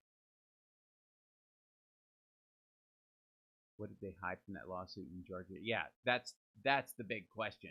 And this will start coming out too as the sprawl starts to happen. Like, where were the Russians in the United States? That's the next big question too. Is like, okay, Trump, you're saying that you weren't colluding with the Russians. Okay, but they were over here and they were talking to a lot of people. Who and when? There needs to be a big timeline of like where Kislyak and Lavrov have been in the United States, in a lot of places.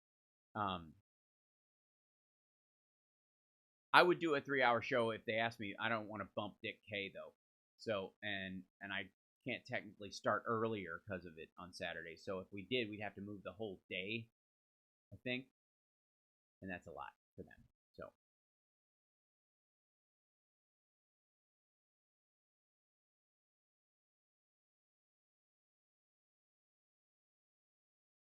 Oh, gotcha. Cool. Well, I'll check it out, Master Cylinder. Georgia Attorney General's office no longer represents state election officials in an election integrity lawsuit. Yeah. That stuff's got really. I tweeted that out the day before yesterday. There's a lot of creepy stuff take over. But the problem is because of the other work that I do, I don't have time to do a 5-day-a-week show. / they can't pay me enough to do it. There's not enough money in radio. I do this show for free, so it's, to me it's like voting. It's a civic action. So, and I'm glad to do it, and I love you guys.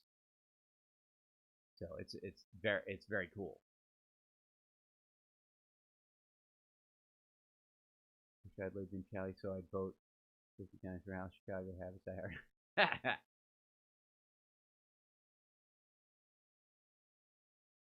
Plug for charging headphones and the headphones can die. Yeah.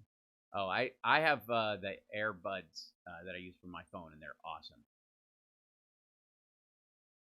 Camden was Star-Lord for Halloween, which is very appropriate considering his personality. Time to get paid. I know. No, I just mean bump his time slot, move him down in time. I don't want to do that. Thanks, YouTube. Thanks, Charles. Actually, there's an idea. Give that try to Big Dick Hunter. Hey, yeah, we love Richard. Yeah, he's awesome. You tend to be characters from your past and feel people fall for it like Donald Davenport. No, but when I go to my kids' school and volunteer, it's hard for them to not call me Mr. Davenport or Big D. Which is hilarious. Yeah, Russia has been. It is. I mean, they don't have anything that they make per se, except security stuff and oil. And the security stuff they've been using for years as a backdoor into other, businesses because they're in the blackmail and money laundering business. So, peace out, Iowa. 505, Iowa 505.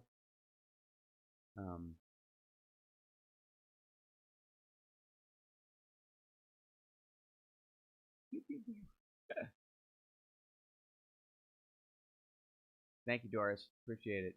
There's a band in town in Chicago waiting for you when you're in town. I don't, Prof, but I should. We should do a show. I need to do like a big, HSRPM gathering in Chicago. One of those, because all the other radio dudes do that stuff. They get, have a big like meet and greet, for listeners only or something like that. Russian economy is the size of the Italian economy, even with oil. It's actually smaller than New York City, which, I mean, considering the amount of money that flows through New York City is not all that surprising, but yeah. Russia's not a big force. They just have a lot of land. That's why they have nukes, because if they didn't have nukes, they'd be easy to take over by anybody who wanted to divide that country up into 3 big chunks. So, yeah, we should do a Chicago live show and hang out. Maybe we'll try and set it up to do it the center on Halstead, the LGBT Center. They're a great space. Trying to figure out a budget for the HSRPM party cruise. Yeah, let's do it. Still waiting for the next advance in battery tech to give us 15-minute charge time. And not far off from that. Got another good website for us? All right, fire away, Ike. Although I don't think you can put it in there. You might have to tweet it elsewhere. I don't think the chat allows you to put websites up in there. So, just so you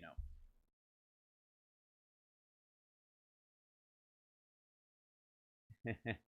Always, Bob. Always good for your well-being here. Chicago's far from me. Well, I'll do one elsewhere too, but this for the. Why aren't we hacking the heck out of Russia as they are doing us? Well, if we were, we wouldn't be saying it, and arguably we are. The reality is that I think, quite frankly, that we have been doing this for quite some time.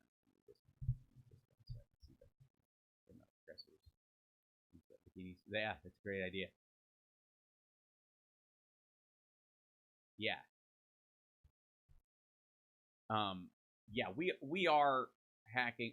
Part of the reason why, and I'll say this, Alexei Navalny's party getting a push, their little documentary, Russians were blocking that from getting to all the different provinces, and somebody helped get it online. So, yeah. I don't know where it's us, but where's Anonymous? Right. No, there won't be damage. We won't be overt like that because that's again, we view it as an act of war. We can't say it's an act of war to mess with us if we go and mess with them. We fried a few hard drives. That's right. Thanks, Fancy Free. Yeah. So, yeah. And then I'm writing all day today, so I'll be signing off in a minute to go do that. But I do want to say, like, the weird part about the Bernie Hillary thing is that there's tons of evidence that the Russians were mucking about with people during this process. And, making Bernie supporters and Hillary supporters fight each other, become more, vicious in their exchange when it was really just a disagreement. And so you really have to push back on, thanks to you, K Knitting, you have to push back on the idea that of that hostility. And if it shows up, I treat it like a bot, like that woman who was in earlier. And I'm assuming it's a woman. I don't know who she is. I don't know the Bethany account. But if you're going to come in and you have an argument like, hey, why can't we get to, how do we better protect unions? What are we trying? What's the actual goal of progressivism? If you want to argue about that, or you think something's better, like it would have worked or this would have worked, that's a fine argument to have. But if you're just saying, you're betraying progressive values because you voted for Hillary or something, then I'm going to treat you like a bot, because at this point, I have every reason to believe that's the case.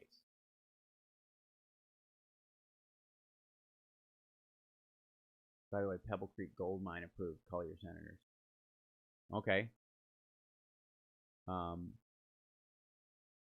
Yes, I've decided to send out the patches myself, because the whoever I had a friend helping me out, and I was trying to help them out by paying them some money to do some stuff for me, and that didn't work out, apparently. So I'll be doing it myself. So when you get one, you will get it from me personally, just so you know.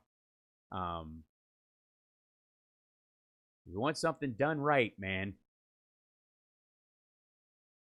Just listen to hearings of Congress by Twitter and Facebook. Hundreds of people saw posts used by bots from that foment division. That's exactly right. So if you start talking like that, I'm just going to dismiss it. I'm just going to kind of go, yeah, bot, never mind. If you want to talk about the issues and how we make them actually happen, I'm for it. But if you're just trying to drive a wedge, I'm just going to immediately assume you're a bot, or that you're parroting something you read. Yeah. Oh yeah. It's a good place for it.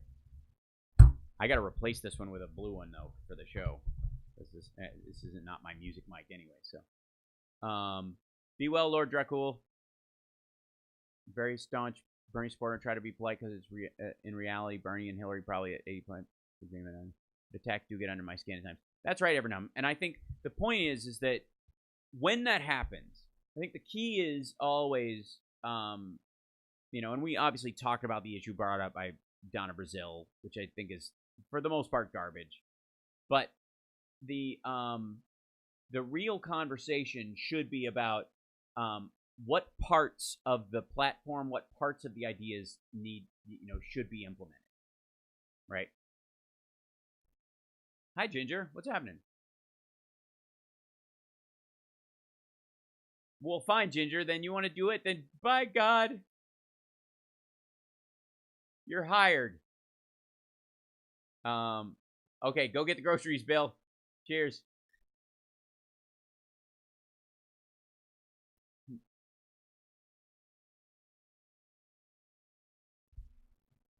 All right. Somebody shake Ginger needle skipping. That's hilarious.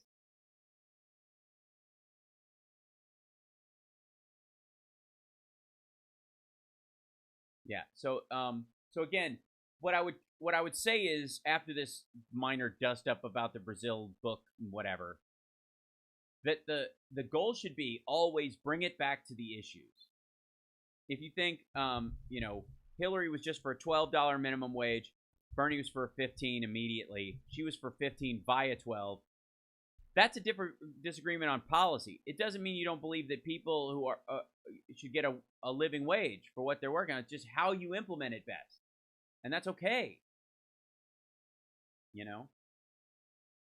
So, like, my frustration with this, you know, again and again, is this idea that that's the most important fight to have, and it just isn't. You know?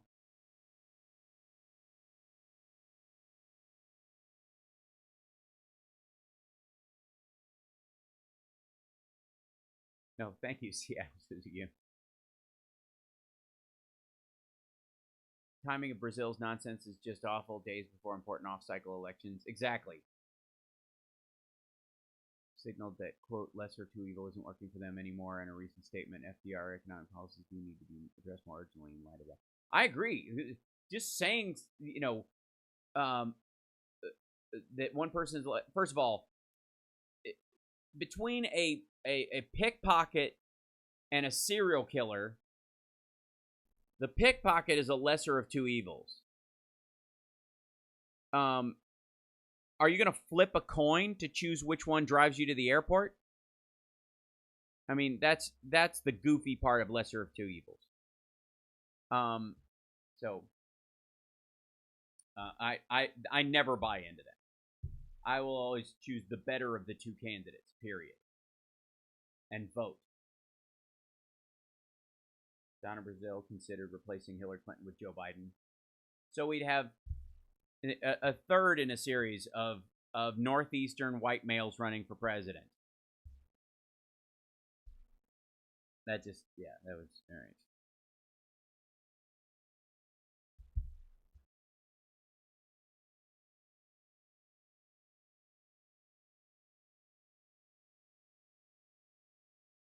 Oh, good Lord.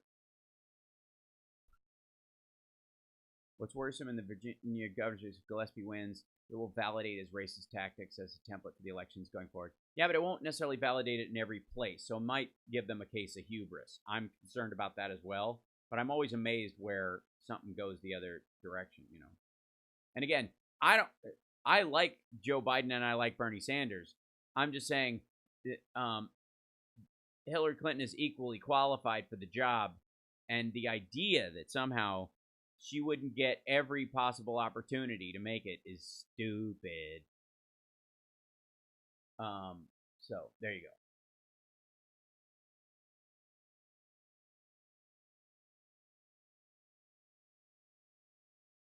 go.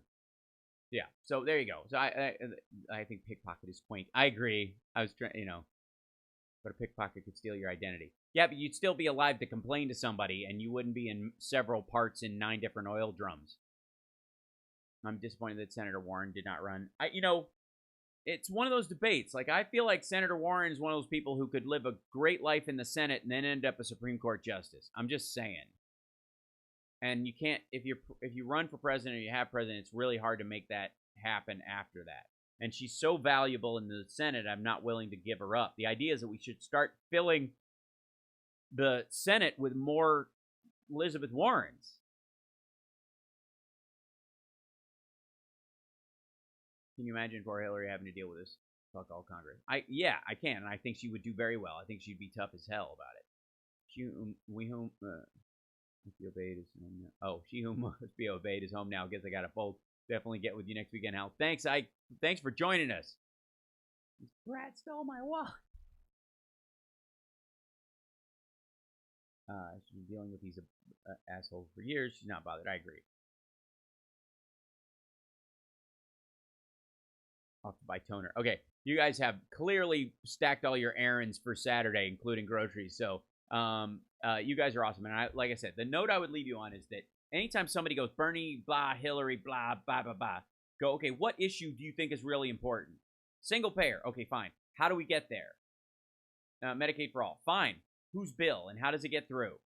Because the Republicans aren't going to vote for it, and most Dems would. What's the plan? You want it, or do you want to just bitch about it at a coffee shop? So if you want it, let's see how we get it, and what, how does that policy get implemented, and start working on the structure of it. You really care that much about it? Read the damn bill.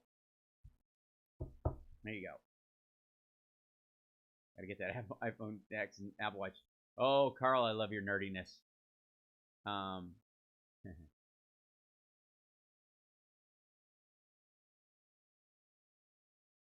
still sad we didn't get Hillary in office. It is. But America is righting itself. It's a tough road. We've been through worse. Ask London after, World War II. Ask, Germany after World War II. The United States after, after the Civil Rights era and trying to rebuild itself during the 70s, trying to get on even footing. We've been through some rough stuff as a country, including the Civil War. This ain't it. This is fixable, but it does take vigilance.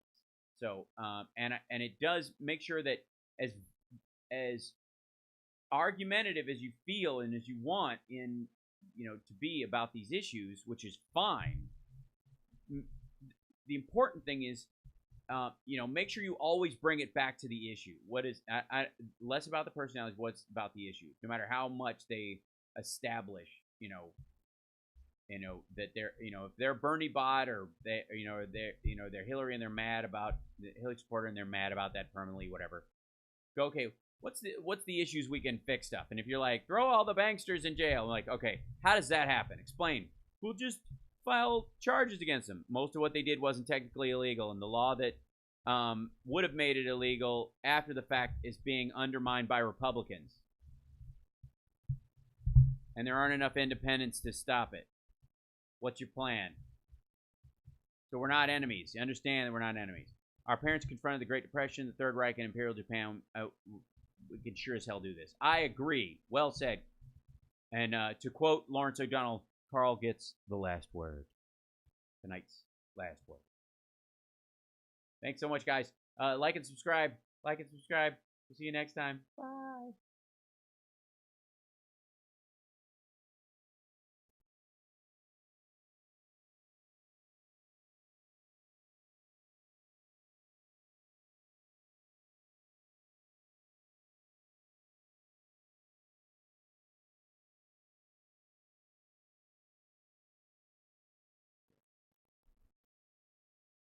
Usually strange digital blah blah blah.